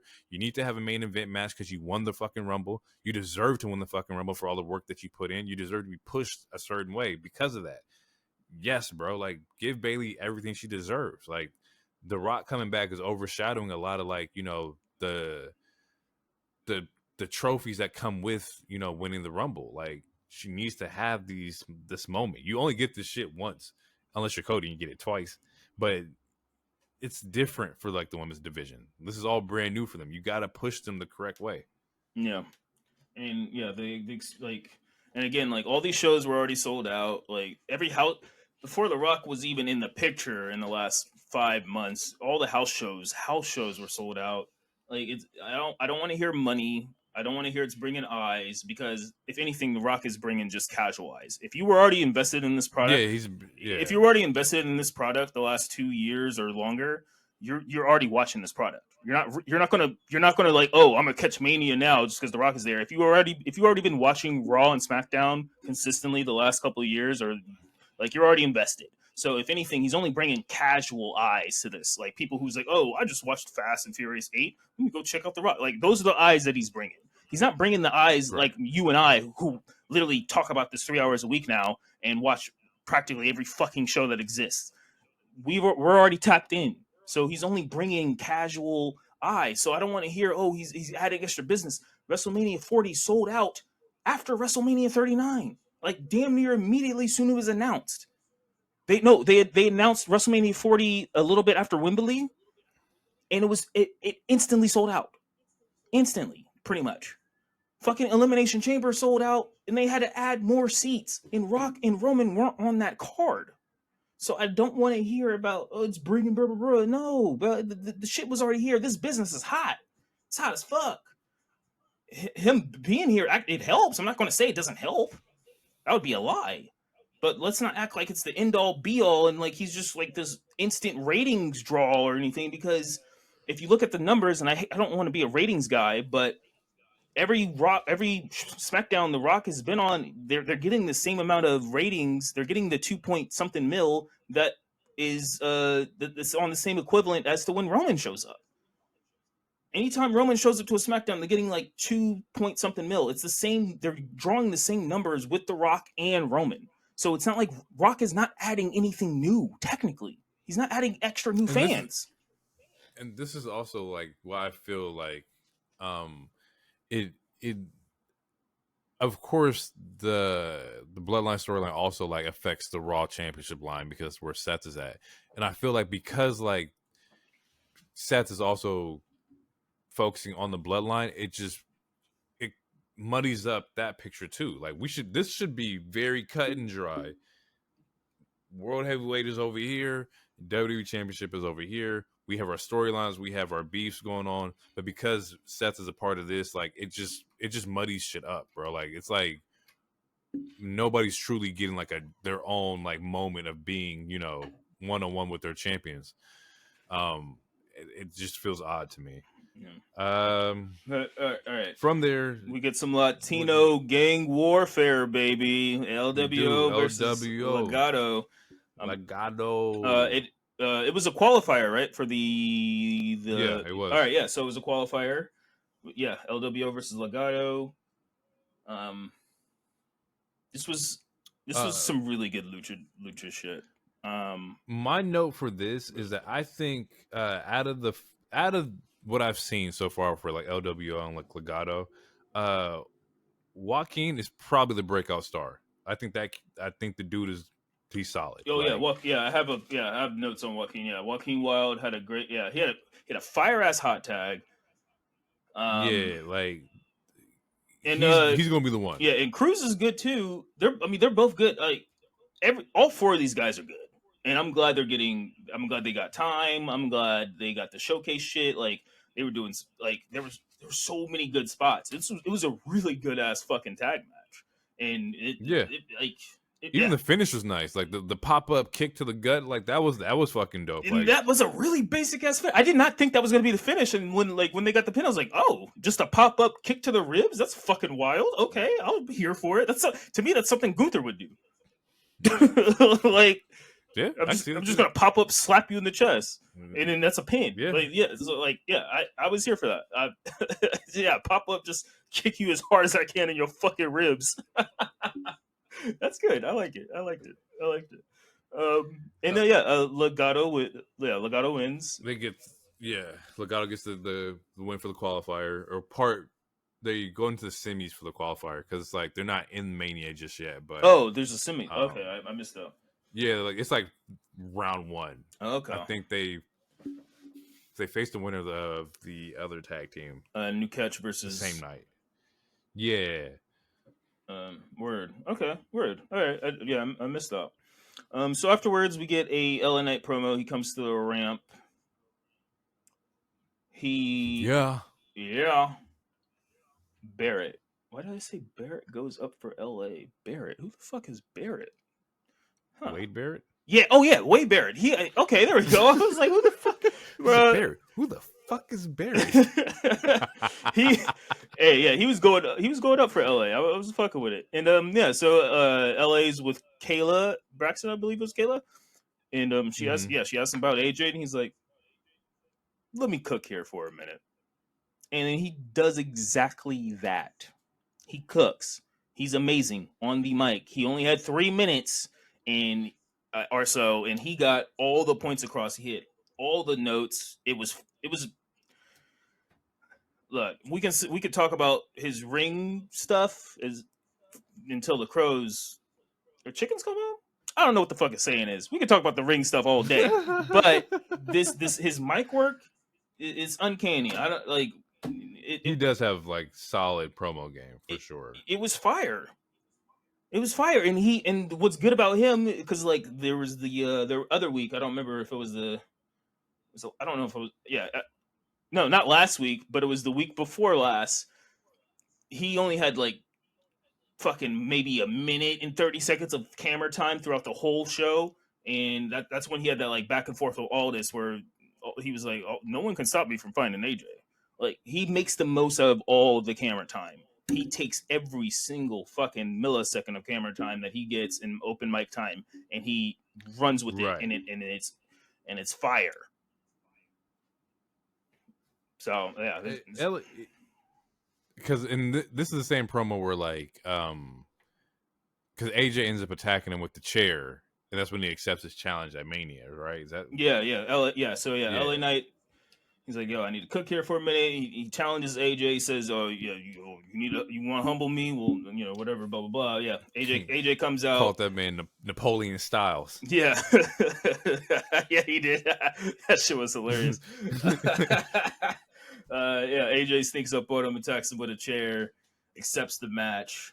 We're gonna get an LA versus AJ 1v1 at Mania, which is cool. This finishes the story. Like we've talked about this story for a while now. I'm glad that we're following up with this. Yeah, solid job. And it's a feud. It doesn't involve a title. People are getting like fucking last year at Mania, LA Knight was in catering, expecting to possibly be released or some shit.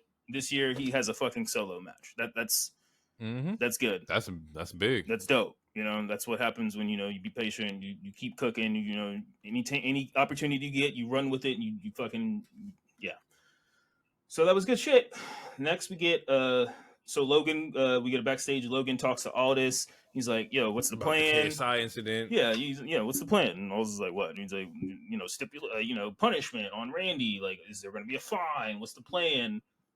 And I want an apology. Yeah, and I was like, okay, well, if you want an apology, you can ask Randy yourself. And fucking Logan's like, yeah, you're not good at your job. Just talking shit. Logan's really great on the mic. Can't talk about it more than that. This is regular like Logan heel complaining shit, but it's a follow up or not follow up, but it sets up something later on the night. So there's a purpose for it. Yeah, absolutely. It was just. And it's good comedic timing. Like he even if those were lines he memorized or if that was improv, either way, it was good. It was performed well. The dude is a natural. Anyway, we get another backstage thing. I don't remember if it was Kayla or not, but someone they try to talk to Paul in Solo, which scares the shit out of Paul Heyman for like he gets spooked for a second. That was good. And then I like that touch. They were like. She asks us some question, and that's when Jimmy comes out with his. We gonna get any word on his response to Jay? Yeah, and fire ass promo. We already pretty much. we pretty much talked about it, and it was only maybe like 40 seconds of heat. But it was heat, and it was before you was the right hand, before you was main event, before you was the longest reigning. Like he was going off, and I love it. And I would like to know. Last year was me and you. This year is me versus you. Like, come on, bro. Killing it, bro. I would like to note, though, they are... Because he's emphasizing how he's the bigger brother. And maybe that was their dynamic growing up, but legitimately, he's only 15 seconds older than him. I just want that to be noted. But again, maybe that was their dynamic, because some people are passive. So it's like, hey, maybe he's the more charismatic. Chas. I'm not even going to say the word anymore. I'm fucking it up. Charismatic? Yeah, I got you. There I got you. Hey, it's been a long day. Maybe that's why he took the big brother role or something. But yeah, good shit, man. Both of those promos combined were maybe 2 minutes, and I'm just solid. And it got me more excited than the other shit we've been harping on, and that's no cussing, no use of cheap heat, just going at each other. Like that's what makes it so dope, is because it's authentic. It's like, yo, we're gonna do this. We got this opportunity to do this, so we're gonna make sure we're going at each other. Like I expect a great fucking match, man. Yeah, man, fuck, dude. Yeah, to get that level of conviction and that to get an audience or fans that hyped, and again, they probably only had 40 seconds apiece to say what they said, and that's good. Good shit. I love wrestling, really do. When it so yeah, Logan comes out before the bell rings. Oh yeah, okay. So we get Randy versus the Grayson Waller versus Randy. Yeah, so yeah, we get Randy versus. I thought it was Austin Theory. Nah, Theory was manager for Waller. Oh, okay, yeah, I had that. And then yeah. I'm gonna say, bro. I have no connection to Waller, like none at all. The boy does nothing for me, and nothing against him personally, just how they're being used right now. It's just stepping stones to get to Logan. I love Waller. I feel like DT says this. I mean, my wife definitely says the same thing. She's like, she literally is like, I want to like him, I just can't. And I'm like, what's not to like? Yeah, I don't. He's Australian and he's an asshole. That's it. And he wears basketball shorts. If you're going, that's funny. He do be wearing them shorts. It's fucking crazy. It's that if you're gonna be the Australian asshole, it's you got to do it better than the ones that've done it before you. And it's a hard comparison, but it's the most asshole person I know in wrestling was Miz. And it's if you're gonna fall in that same vein, let's see it. It's just hard to top Miz, because Miz is fucking Miz. But you're playing the same role. That's exactly what I see, and I could be wrong, but that's just how I feel. Word. I mean, yeah, he's still new to the main roster for the most part. I see the potential, and I see the potential. I'm here. I think it's gonna work out. But yeah, so Randy wins the match. It was a pretty quick match. Competitive squash. Yeah, competitive squash. Austin tries to attack Randy. That's when KO comes out. And we get a stunner KO combo. Yeah, because he fucking sells it like crazy. He sells a stunner and then fucking jumps into the RKO. Yeah. Oh yeah. Okay. Well, before that, okay. Yeah. So so Theory was holding Randy. Austin. Theory. Okay. Jesus Christ, I'm mixing them up now. Theory was holding Randy. Waller is going to attack him. KO comes out. He helps with the save. He touches Randy's back. Randy almost hits KO with the RKO, and then he catches himself. He's like, "Oh, I mean, well, KO also reversed it, but it was a stalemate. It was they both. Randy stopped in his tracks, and also KO was pushing him off. So it was oh, and they caught each other, and then that's when Theory tried to sneak up behind, runs into a stunner, jumps up, hits the RKO. Great sell, good shit. Logan is like, well, I'm still champion, blah, blah, blah. And then all this comes out. And it's like, I can't do my job. Well, you're right. I did find you an opponent. And your opponent is going to be Randy. It's going to be KO. And you see, Randy looks sad for a hot second versus Randy Orton versus you. Triple threat at WrestleMania.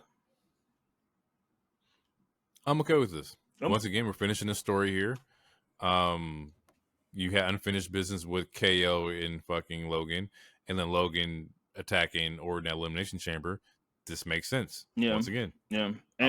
2 thumbs up. I'm with it. And I feel like Randy and KO are probably going to cancel each other out, similar to like how Joe and Adam Page did for the most part. Like kind of like, and also Theory and Waller probably might help out too. I mean, there are no DQs and triple So threats. you think Logan retains? I think it doesn't do anything for Randy or KO to win. I mean, they can, especially, of course, you be U.S. champion. Especially if they're setting up for them to be a tag, sort of, which kind of looks like they are setting them up for to be a tag. Yeah, I think Logan retains. I wouldn't. Logan retaining over KO and Randy puts him over. That's yeah, and then puts you over like a lot. It gives him a better chance to keep the belt until SummerSlam, which is in Cleveland, as we previously talked about. So I mean, yeah. I think that'd be cool. And I'm still betting that Knight is going to be the one to dethrone him. So I'm holding off hope for that. So yeah, I think Logan will retain. What better way to lose than once again hometown vibes? Like if LA Knight dethrones Logan in Cleveland, the cards are gonna be stacked against LA Knight. Or how I would book it is that he's hometown, he has his friends, he's gonna have he's gonna know the situation a little bit better. It might work out very well if he goes against the LA Knight in fucking Cleveland. I'm cool with that.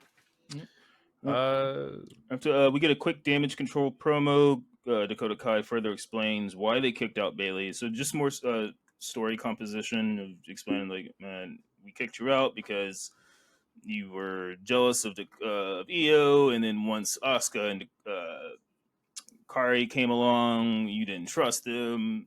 We just had to get rid of you, essentially, or, some shit like that. Some good shit. And the quotables is like anybody who feels sorry for her has lost their damn mind because it's all her fault. And it's like, this is also true. Yeah. This goes back to what Bianca had said the week before. Like, this isn't her. Yeah. She did this to herself. Girl, you weren't even here. This is like the message to everyone in the locker room is that, Damage Controls run the show. Mm-hmm. Yeah, just more gang warfare. Bro, I love all these gangs, bro. I'm here for it. Urban youth. Fuck.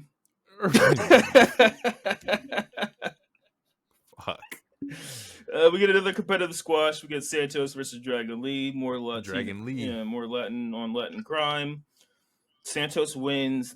They attack him, and then Ray comes out. Or do you have any particular spots you want to talk about? Or nah, the match was too quick for me to make notes. Yeah, by the time I was looking for a note, it was over. Yeah, at this point I was eating and I look down, I look up, and I don't know what's going on. It was gone. It was the fuck. Yeah, they start attacking him, and then Ray comes out, asking him why he running, calling him pussy. You running like a little bitch, why Santos. Are you running? You running like a little bitch, Santos. Escobar. And I don't know if we're gonna get a 3 versus 3 or if we're gonna get a Santos. No, it's a 1-on-1 match next week. Oh, okay. I think that's what Ray had called out was the 1-on-1 with Santos next week. He's gonna slap that smirk off his face. Weird. I have I don't think they're gonna leave them off of Mania, so I wouldn't be surprised if we get a 3v3 at some point. With Legato versus LWO or something, just so that everyone's on the card. But we'll see. So yeah, that's cool. Then we get another. I would love Selena to get in there. So if they can do it, some way to figure out a mixed match 4v4, just something like that. Even if they do something on the outside, I just want her to be a part of the match. Yeah. The ladies being a part of the match would be cool. Yeah, that'd be cool. We get another dope ass tag match. And just like how you wrote boo in one of your matches earlier, I wrote boo in this one because I didn't. I wanted Pretty Deadly to win. Yes, boy. Yes, boy. Fire ass tag match. Tag team wrestling's up as always. Yeah, yep. Solid match. New Catch Republic win and boo because yes, boy. Pretty Deadly should be in that fucking Mania match in my opinion. They should. And the thing about Pretty Deadly is that you got to respect them because they're working week in, week out, putting teams in putting teams over. So eventually, hopefully, they get their time to shine because, like, Pretty Deadly's also a very solid fucking tag team. They're very solid. They're good on the mic. They're good in the ring. They're tall, fucking gorgeous, and they're great heels. There's really not much. There's really not much you could ask. Like I love it. Like I love it. I love Pretty Deadly. I mean, I want them to succeed. And then so yeah, last match. Let's bring it home. We get Bayley versus Dakota Kai. Dakota Kai is actually active, and she looked good. Nah, she looked good. I'm glad she's healthy. I've always been a fan of Dakota Kai ever since Mae Young when I first saw her. And Bayley, again, she's one of those people. I can have a good match with Bayley right now, and I've never taken a back bump a day in my life. Bayley can make anyone look good. There's like little details that I was like paying attention to this match with Bayley, and like there's spots where I think she did like a power bomb spot, and then like instead of like going for like the pin, she was just like straight hands because like I don't want to win this match. I need to beat the hell out of you. Yeah. And so there's a lot of like just in-ring storytelling, if you will, about like how she's approaching this match or how she did approach this match. Yeah. The ending's kind of in because it ends in a DQ finish. It was one of those moments where I looked down for a hot second eating. And then damage controls in the ring. Yeah, damage controls in the ring. I do not know how Asuka is limping. I completely missed that. But Asuka's limp looked serious, but I hope it's just a work. I haven't seen anything since yesterday as far as like. No, I think it was just a work. Word. Cool. Yeah, because I will make an altar for Kana-chan. I love you, Kana-chan. Yeah, we get a DQ finish. They jump her. Naomi comes out for the save. If you guys watched last week, you'd see that. The save was useless though because the number game is the number game. She got worked. They left her outside, and then Io pretty much tries to kill Bayley because that fucking moonsault looked rough. I think it was Kyrie and Dakota. They were holding Bayley, by stretching Bayley out. Yeah, stretching Bayley out. One holding the arms, one holding the legs. And then she had a moonsault, and it looked like she landed dead ass on her head. I'm like, man, like that looked like it fucking hurt. That's it looked like one of those spots where it's like, yeah, we got to talk in the back. You're gonna buy me a big dinner tonight because nigga, you could have broke my nose. It looked like it's like when they do fight, there will be a receipt in that match because that fucking moonsault looked rough. But it did look a little short. Like I don't like when I watched it. I don't know because I'm not flipping off the fucking ropes. Yeah, but it looked a little short to me. It looked like she landed on her head more than the stomach. I think the ladies were holding her too far. Yeah, because Io's like underestimated. Yeah, Io's like as far as like how far she does her moonsaults, it's never usually that far. Like she doesn't have a lot of. It's just high. Yeah, it's just high, and hers look like they hurt. But yeah, so I think they were. I think the spot was off. I think they were just holding Bayley too far back or something. But it looked like she landed on her head. But either way, no news came out about injuries or anything. Granted, knowing them, they probably try to keep it secret if there was something. But if it was, it would have to be mad serious. Yeah, it would have to be mad serious for there to be some leaks or anything. So I'm sure she was fine. The part about this actual spot was that like while they're beating the hell out of Bayley and Naomi, the crowd was chanting for EST. They wanted Bianca to come out and do the save, and I was like, "This is interesting." Like, loud EST chants, and I'm like, "Well, that does make sense," but I don't see Bianca coming out to help. No, Bayley. It's no, it's not gonna be right away. It's going to be they're gonna slow do it. Similar to like when fucking Becky had to trust Charlotte during War Games, or when Seth had to trust Cody during War Games, or when Jay became a good guy, and then like Seth and all of them are like, can we even trust Jay? Because it's like in this era, like there's continuity, and baby faces aren't just going to immediately forgive niggas who came back to the good side. Like nah, like Naomi said, girl, she was making my life live in hell for 2 years. You didn't even go here at the time. Right. So It, yeah, so it's like this, so that's what I think because I didn't even know about the 1v1 with Naomi. So yeah, I feel like Naomi's probably going to get jumped, and then Bianca's going to save Naomi, thus getting her involved. But she's still going to be reluctant because it's fuck Bailey because she's been making my life a little bit hell the last 3 years. I think you hit that one on the head. I think that's exactly what happens. That makes the most sense. And similar to with Cody, like Bailey needs some ally. Like one of the reasons why we can't get the Bailey versus the EO like 1v1 as much as far as like promos is one the language barrier, but also it's 1v4. And if Dakota's the mouthpiece of the group, which she clearly is because all the other ones are hard of English, then it's kind of hard to get that sit down 1v1 challenger versus champion shit. So similar to Cody, you got to even the odds. So yeah, I think Bailey's going to form her own Avengers. Sort give of. me EO. Give EO the same treatment you gave Shinsuke.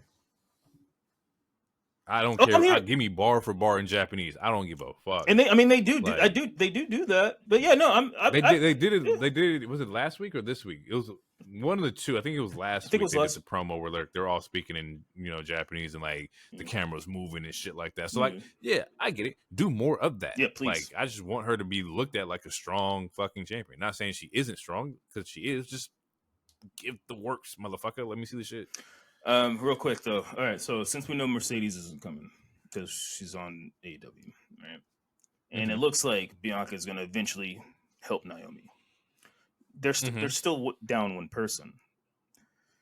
Now, if we're just talking about SmackDown roster, yeah, there's a Michin. There's a I don't know who else is on that roster right now because Shotzi and Charlotte are hurt, but there is a third black woman that is not on any brand right now that if they wanted to even the odds, she's not doing nothing for Mania. You know who I'm talking about. Yeah. But it would have to make sense. Where does she right now? Yeah, it doesn't make sense. That's just me shoehorning it. But I would say they did slightly tease it like 4 weeks ago. Or no, it was when Dakota finally turned on Bailey when, they had that backstage where Jade was like back there. Yeah, because Jade was looking at the belt and shit like that. Yeah.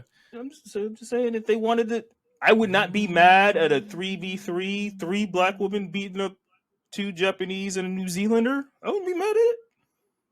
At Mania or just like the Friday before Mania? Or that too. Or Mania, just so you have Jade on the Mania card and you have Bianca and I don't think you're going to keep Bianca and Naomi off the Mania card. So whether it's pre-show or whether it's just the whole like women's battle royal thing for Mania, I think Jade wins that. They did one last year. They'll probably do one again. Yeah, they'll probably do one.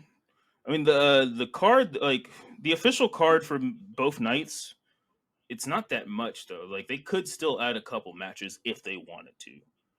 I can't find the tweet right now, but so far we have all the official matches. We got Drew, Seth, LA, AJ. We got Becky, Rhea, Bailey, EO. That's 4. We got a 6-man ladder. We got Gunther versus Sami. I'm already lost count. Did I say Seth Drew yet? Should have wrote this down. I'm not sure. Me either. And then Cody, Roman. So if I did, my bad. I was looking.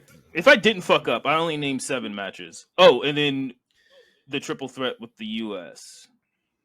Yeah. Did you get the tag team in there? Yeah. Yeah, I did the tag team. So I want to say there's only 7 or 8 matches confirmed right now, and you gotta, unless one of these matches is mad fucking long, which I expect, like the ladder match to be at least 25 minutes. Oh, that's probably going to be like 40 minutes. They're probably going to get that elimination chamber time. Yeah. I was just looking at the SmackDown roster. And I was like, bro, there's not a lot of women on this roster, and the ones who are on this roster are tied to like different shit. So if there was gonna be an extra woman to come and help, it would have to be Jade, because it's like Asuka's part of Damage Control, B-Fab's with Profits and Bobby, So you got Bianca, that's cool.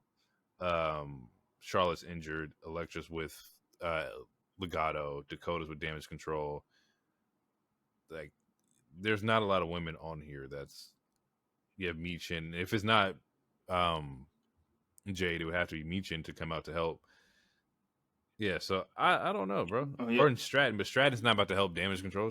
No. Tiffy's doing her own shit. Yeah, no, she's a heel. Also, the brother versus brother. So yeah, I would say like 8 or 9 matches, and it's a 2-night thing. How many matches was on the last Mania? Like, did we get a stacked card? Let's Google. Let's see, WrestleMania. Was it 39 last year? Yes. So night 1, let's see here. Night 1 had 8 matches, and then night 2 had 7. Okay. So we're looking at a total of 15 matches from last year, possibly total. All right. So wait. Okay. So 1, 2, 3, 4, 5, 6, 7, 8. 9. All right. So it looks like so far we're at 10. So we got Roman versus Cody, Io versus Bayley, Rhea versus Becky, Seth versus Drew, Rock Roman versus Seth Cody, 6-pack ladder match, Gunther Sammy, Jimmy J, AJ Knight, and Logan Owens and Orton. Yeah, so just doubling back on what you said. So Bloodline tag, Seth, Drew, Roman, Cody's 3, Io, Bayley's 4, Rhea, Becky's 5, Gunther, Sammy's 6, Judgment tag 7, LA Knight, AJ's 8, Jimmy J's 9, and Logan Paul, Randy KO's 10. So right now they have 10 matches. Yeah, so right now, it's confirmed. Yeah, so 5. So right now it's perfect. 5 matches on one show, 5 on the other. I don't think it's going to stay that way. Like I feel like we're going to get a Legato versus LWO. Oh fuck. We didn't talk. I guess we can talk about it. Before we get out of here, real quick, they put somebody back on the roster page. Who? It was publicly shown this week that back on the person who disappeared from the roster page, aka Brock, was put back on the roster page this week. And so people are speculating, or internet speculating, maybe like, he's got cleared of whatever, allegations that were there. So maybe you get a Brock appearance. I don't fucking know. Yeah, possibly. No, like we said, he was technically never named in the suit or anything like that. Obviously, it was heavily implied, but since he was never very heavily implied. But since he was never named, therefore, is one of those innocent until proven guilties. I don't think kind of thing. Yeah, it's that kind of thing where I don't know if they'll be so crass to add him this year, but based off of just that, I think he's going to show back up. I think for sure. Until he gets publicly named, I would say he's always on the card to at least make an appearance at some point. I think this WrestleMania will probably be too soon, but like a SummerSlam, maybe we finally we'll see. Maybe we finally get Gunther versus Lesnar or something. Which is fuck, man. Oh, okay. That reminded me. All right, real quick. The other news note that I wanted to add is that WWE is they're encouraging people to bring signs. They're encouraging fans to bring signs now because they want to start showcasing some more on TV, thus restoring the feeling, trying to bring back the Attitude Era-ish to where everyone has signs and shit, which I thought was a cool thing. I think that is a cool thing. My wife made signs a couple times, like when the Patriots beat Atlanta for that ring. We had a sign about that because the night after Chris Jericho put Tom Brady on the list, that was one of the best nights of my life.